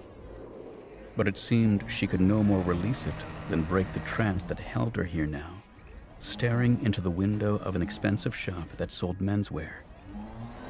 Her focus phasing between sedate flannel dress shirts and the reflection of her own dark eyes. Surely the eyes alone would be enough to cost her the job. No need for the wet hair she now wished she'd let Andrea cut. The eyes displayed a pain and an inertia that anyone could read. And most certainly these things would soon be revealed to Herr Josef Virek, least likely of potential employers. When the telefax had been delivered, she'd insisted on regarding it as some cruel prank, another nuisance call. She'd had enough of those, thanks to the media. So many that Andrea had ordered a special program for the apartment's phone, one that filtered out incoming calls from any number that wasn't listed in her permanent directory. But that, Andrea had insisted, must have been the reason for the telefax. How else could anyone reach her? But Marley had shaken her head and huddled deeper into Andrea's old terry robe. Why would Virek, enormously wealthy collector and patron, wish to hire the disgraced former operator of a tiny Paris gallery? Then it had been Andrea's time for head-shaking, in her impatience with the disgraced Marley Khrushcheva, who spent entire days in the apartment now, who sometimes didn't bother to dress. The attempted sale in Paris of a single forgery was hardly the novelty Marley imagined it to have been, she said. If the press hadn't been quite so anxious to show up the disgusting Nas for the fool he most assuredly was, she continued, the business would hardly have been news. Nas was wealthy enough, gross enough to make for a weekend scandal. Andrea smiled. If you had been less attractive, you would have gotten far less attention. Marley shook her head. And the forgery was Alain's. You were innocent. Have you forgotten that? Marley went into the bathroom, still huddled in the threadbare robe, without answering. Beneath her friend's wish to comfort, to help, Marley could already sense the impatience of someone forced to share a very small space with an unhappy, non-paying guest. And Andrea had had to loan her the fare for the Eurotrans. With a conscious, painful effort of will, she broke from the circle of her thoughts and merged with the dense but sedate flow of serious Belgian shops. Under attack. A girl in bright tights and a boyfriend's oversized load-in jacket brushed past, scrubbed and smiling. At the next intersection, Marley noticed an outlet for a fashion line she'd favored in her own student days. The clothes looked impossibly young. In her white and secret fist, the telefax. Galerie Duperré, 14 Rue Aubert, Bruxelles. Josef Virek. The receptionist in the cool gray anteroom of the Galerie Duperré might well have grown there. A lovely and likely poisonous plant, rooted behind a slab of polished marble, inlaid with an enameled keyboard. She raised lustrous eyes as Marley approached. Marley imagined the click and whir of shutters. Her bedraggled image whisked away to some far corner of Yosef Virek's empire. Marley Khrushcheva, she said, fighting the urge to produce the compacted wad of telefax, smoothed it pathetically on the cool and flawless marble. For Herr Virek, Fraulein Khrushcheva, the receptionist said. Herr Virek is unable to be in Brussels today. Marley stared at the perfect lips, simultaneously aware of the pain the words caused her and the sharp pleasure she was learning to take in disappointment. I see. However, he has chosen to conduct the interview via a sensory link. If you will please enter the third door on your left. The room was bare and white. On two walls hung unframed sheets of what looked like rain-stained cardboard, stabbed through repeatedly with a variety of instruments. Cargo hold at maximum capacity. Conservative. The sort of work one sold to committees sent round by the boards of Dutch commercial banks. She sat down on a low bench covered in leather and finally allowed herself to release the telephones.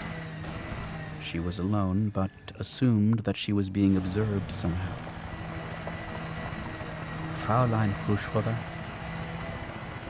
A young man in a technician's dark green smock stood in the doorway opposite the one through which she'd entered.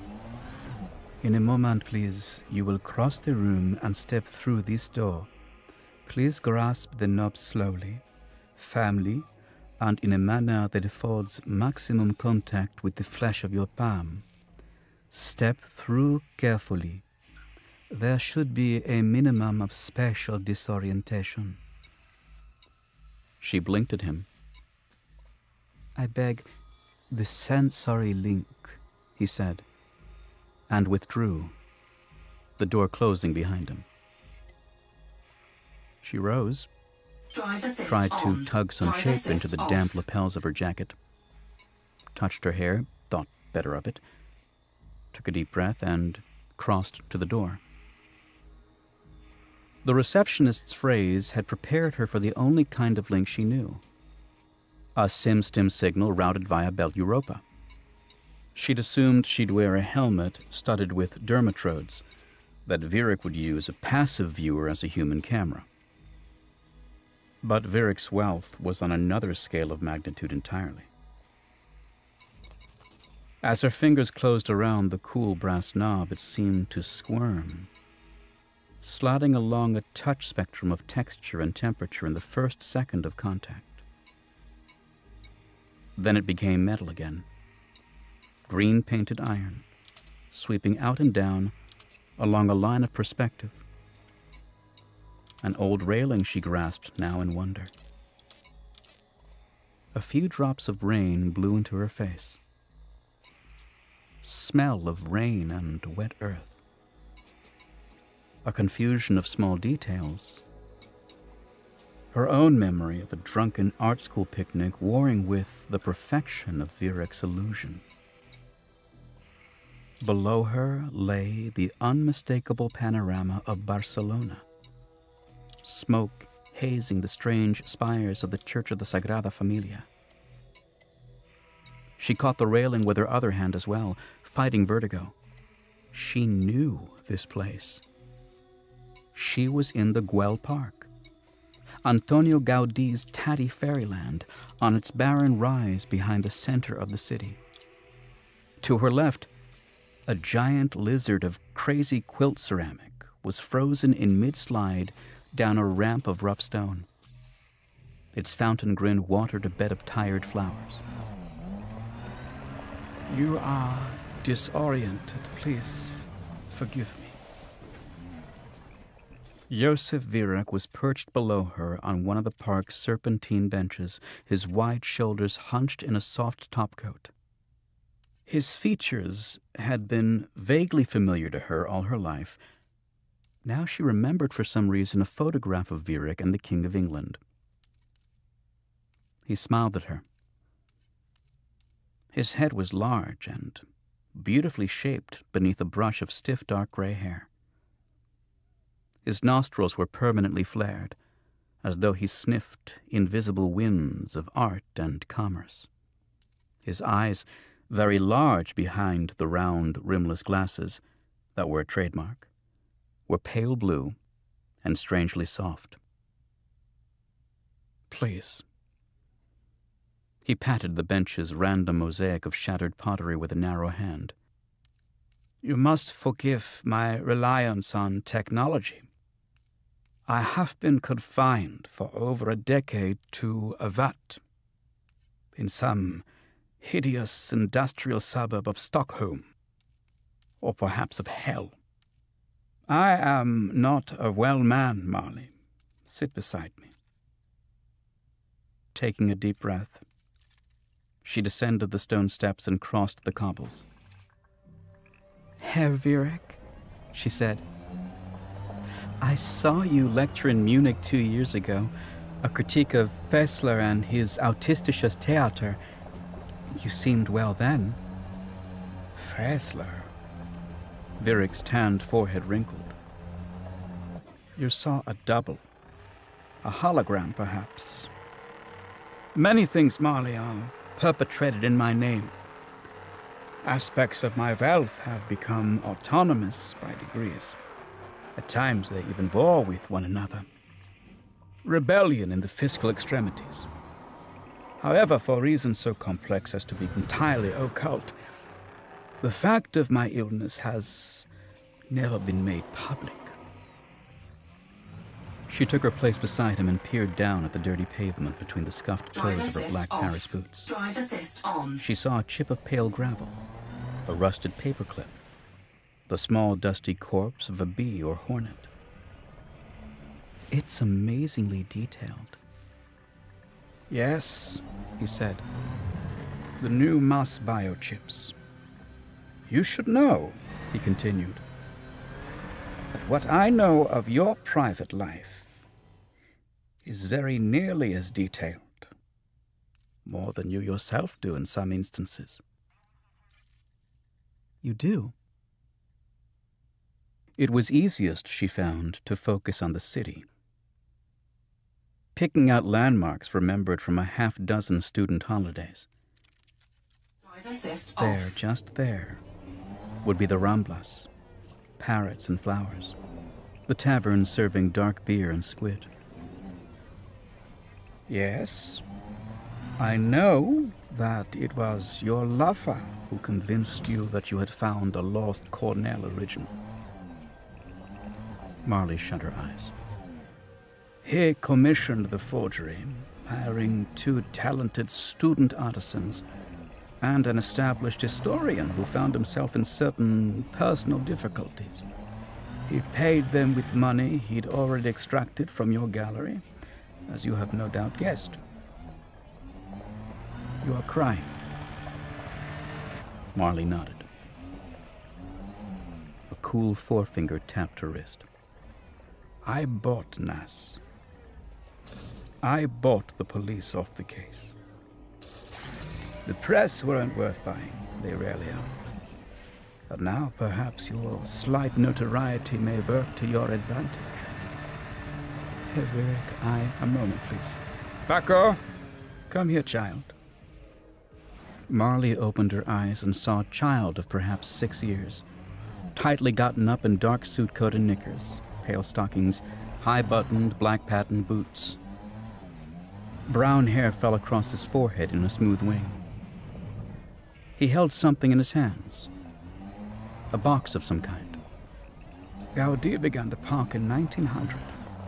Vierick said, Paco wears the period costume. Come here, child. Show us your marvel. Señor. Paco lisped, bowing and stepped forward to exhibit the thing he held. Marley stared. Box of plain wood, glass-fronted. Objects. Cornell. she said, her tears forgotten. Cornell? She turned to Vierick. Of course not. The object set into that length of bone is a brown biomonitor. This is the work of a living artist. There are more? More boxes? I have found 7. Over a period of 3 years. The Vierick collection, you see, is a sort of black hole. The unnatural density of my wealth drags irresistibly at the rarest works of the human spirit. An autonomous process, and one I ordinarily take little interest in. But Marley was lost in the box, in its evocation of impossible distances, of loss and yearning. It was somber, gentle, and somehow childlike. It contained 7 objects. The slender, fluted bone, surely formed for flight, surely from the wing of some large bird. 3 archaic circuit boards, faced with mazes of gold. A smooth white sphere of baked clay. An age-blackened fragment of lace. A finger-length segment of what she assumed was bone from a human wrist. Grayish-white, inset smoothly with the silicon shaft of a small instrument that must once have ridden flush with the surface of the skin. But the thing's face was seared and blackened. The box was a universe, a poem frozen on the boundaries of human experience. Gracias, Paco. Box and boy were gone. She gaped. Ah, forgive me. I have forgotten that these transitions are too abrupt for you. Now, however, we must discuss your assignment. Herr Vierick, she said. What is Paco? A sub-program. I see. I have hired you to find the maker of the box. But Herr Vierick, with your resources, of which you are now one child, do you not wish to be employed? When the business of Nas, having been stung with a forged Cornell, came to my attention, I saw that you might be of use in this matter. He shrugged. Credit me with a certain talent for obtaining desired results. Certainly, Herr Vierick. And yes, I do wish to work. Very well. Handbrake is on. You will be paid a salary. You will be given access to certain lines of credit. Although, should you need to purchase, let us say, substantial amounts of real estate. Real estate?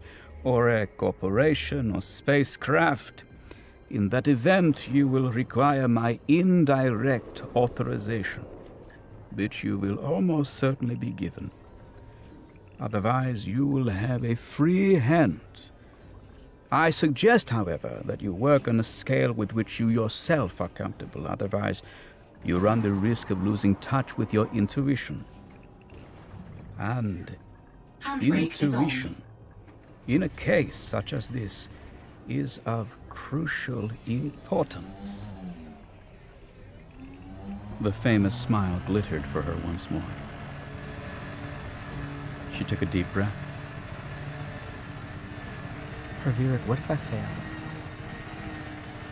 How long do I have to locate this artist?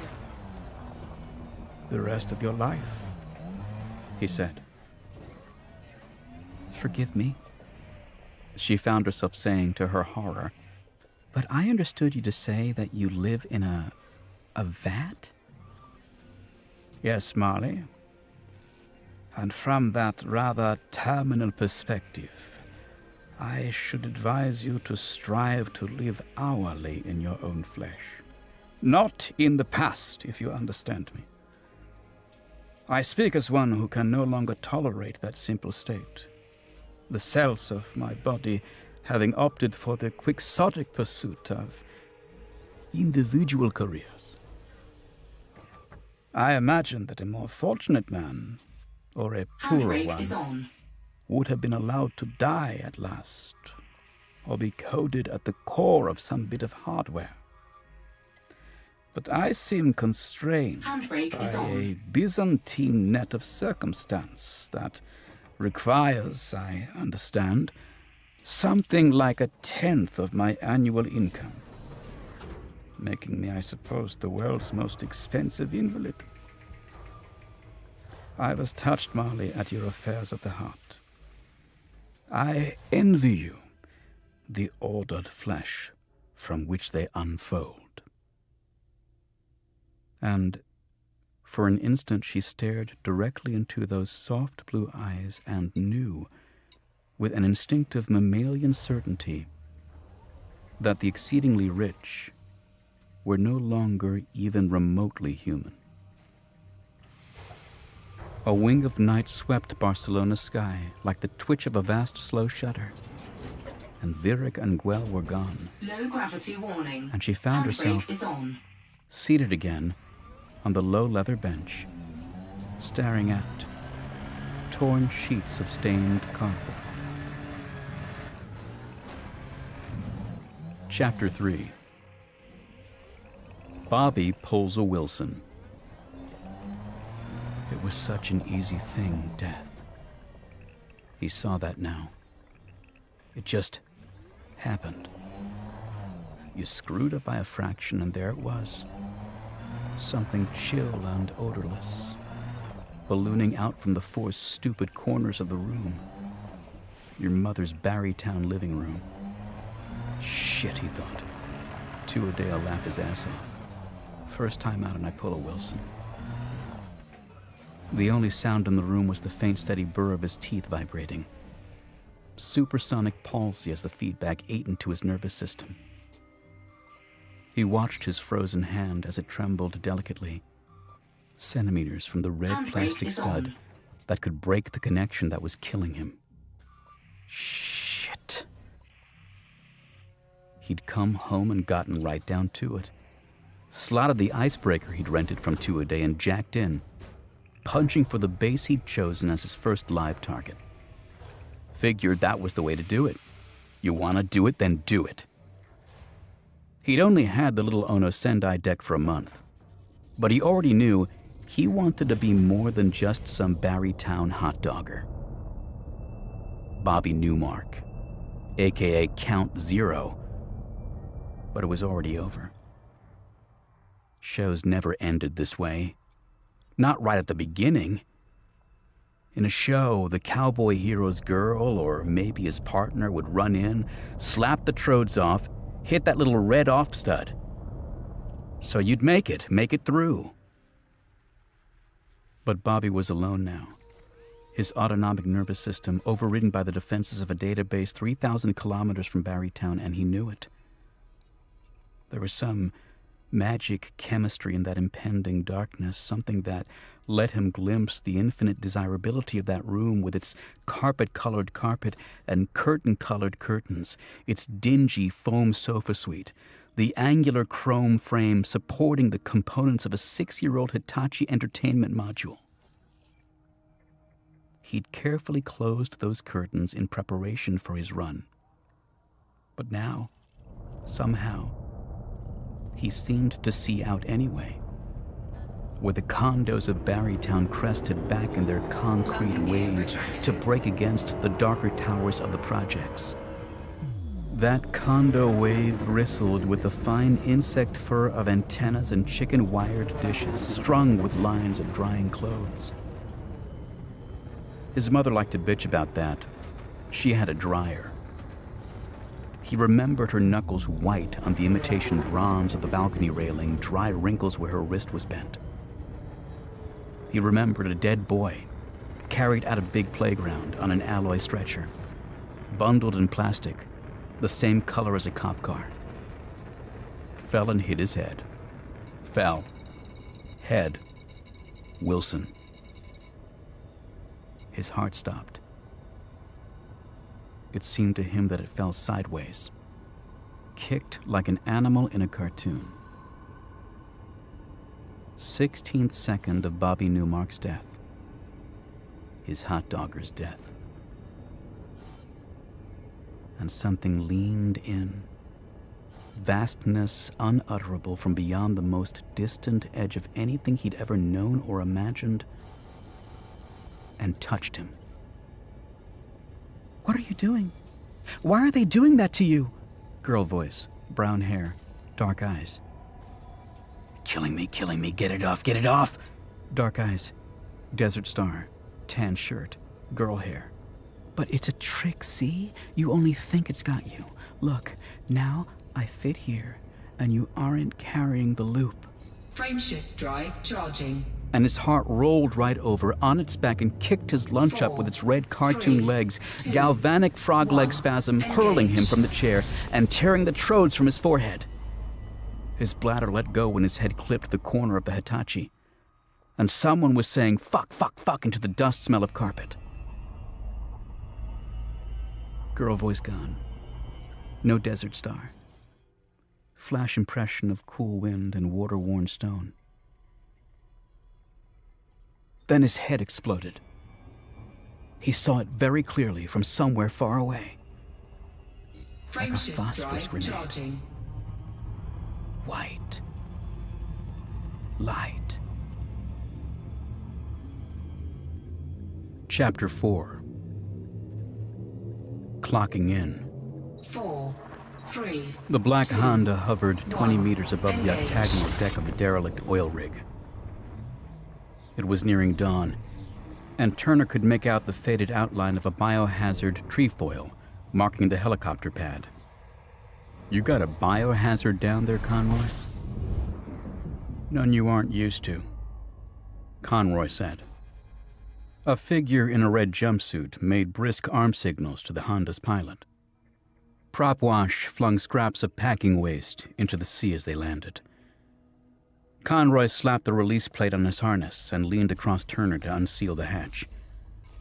The roar of the engines battered them as the hatch slid open. Conroy was jabbing him in the shoulder, making urgent lifting motions with an upturned palm. He pointed to the pilot. Turner scrambled out and dropped, the prop a blur of thunder. Then Conroy was crouching beside him. They cleared the faded trefoil with the bent-legged crab scuttle common to helicopter pads. The Honda's wind snapping their pants legs around their ankles. Turner carried a plain gray suitcase, molded from ballistic ABS, his only piece of luggage. Someone had packed it for him at the hotel, and it had been waiting on Tsushima. A sudden change in pitch told him the Honda was rising. It went winding away toward the coast, showing no lights. As the sound faded, Turner heard the cries of gulls and the slap and slide of the Pacific. Someone tried to set up a data haven here once, Conroy said. International waters. Back then nobody lived in orbit, so it made sense for a few years. He started for a rusted forest of beams supporting the rig's superstructure. One scenario Hosaka showed me. We'd get Mitchell out here, clean him up, stick him on Tsushima, and full steam for old Japan. I told him forget that shit. Moss gets onto it and they can come down on this thing with anything they want. I told him that compound they got down on the DF, that's the ticket, right? Plenty of shit Moss wouldn't pull there. Not in the fucking middle of Mexico City. A figure stepped from the shadows, head distorted by the bulbous goggles of an image amplification rig. It waved them on with the blunt clustered muzzles of a lancing fléchette gun. Biohazard, Conroy said as they edged past. Duck your head here and watch it. The stairs get slippery. The rig smelled of rust and disuse and brine. There were no windows. The discolored cream walls were blotched with spreading scabs of rust. Battery-powered fluorescent lanterns were slung every few meters from beams overhead, casting a hideous green-tinged light, at once intense and naggingly uneven.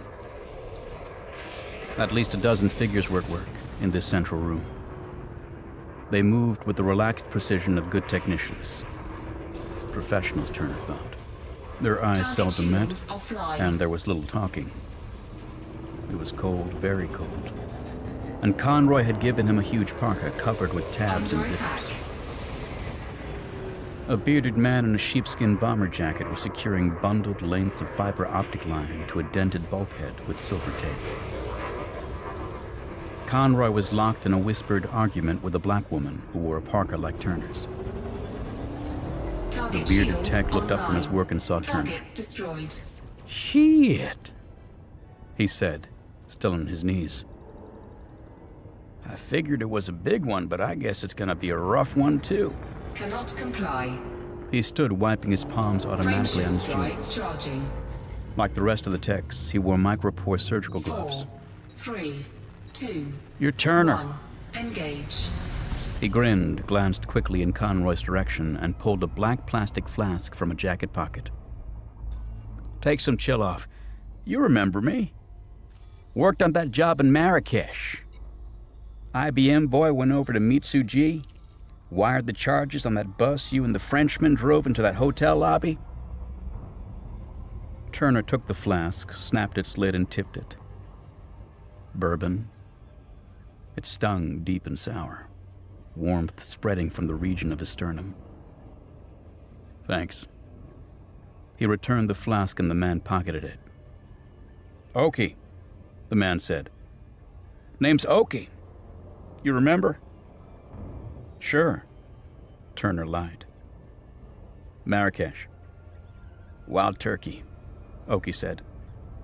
Flew in through ski pole. I hit the duty free. Your partner there? Another glance at Conroy. He's none too relaxed, is he? I mean, not like Marrakesh, right? Turner nodded. You need anything? Oki said. Let me know. Like what? Another drink? Or I got some Peruvian flake, the kind that's real yellow. Oki grinned again. Thanks, Turner said. Seeing Conroy turn from the black woman. Oki saw two, kneeling quickly and tearing off a fresh length of silver tape. Who was that? Conroy asked, after leading Turner through a narrow door with decayed black gasket seals at its edges. Conroy spun the wheel that dogged the door shut. Someone had oiled it recently. Name's Oki, Turner said, taking in the new room. Smaller. Two of the lanterns, folding tables, chairs, all new. On the tables, instrumentation of some kind under black plastic dust covers. Friend of yours? No, Turner said. He worked for me once. He went to the nearest table and flipped back a dust cover. What's this? The console had the blank, half-finished look of a factory prototype. Moss Neotech cyberspace deck. Turner raised his eyebrows. Yours? We got two. One's on site. From Osaka. Fastest thing in the Matrix, evidently. And Osaka can't even de-engineer the chips to copy them. Whole other technology. They got them from Mitchell? They aren't saying. The fact they'd let go of them, just to give our jockeys an edge, is some indication of how badly they want the man. Who's on console, Conroy? Jaylene Slide. I was talking to her just now. He jerked his head in the direction of the door. The site man's out of L.A., kid called Ramirez. They any good? Turner replaced the dust cover. Better be, for what they'll cost. Jaylene's gotten herself a hot rep the past 2 years, and Ramirez is her understudy. Gear deployed. Shit. Conroy shrugged. You know these cowboys. Fucking crazy. Where'd you get them? Where'd you get Oki, for that matter? Conroy smiled. Contact, ship secured. From your agent, Turner. Turner stared at Conroy, then nodded. Turning, he lifted the edge of the next dust cover. Cases, plastic and styrofoam, stacked neatly on the cold metal of the table. He touched a blue plastic rectangle stamped with a silver monogram, S and W. "Your agent," Conroy said, as Turner snapped the case open.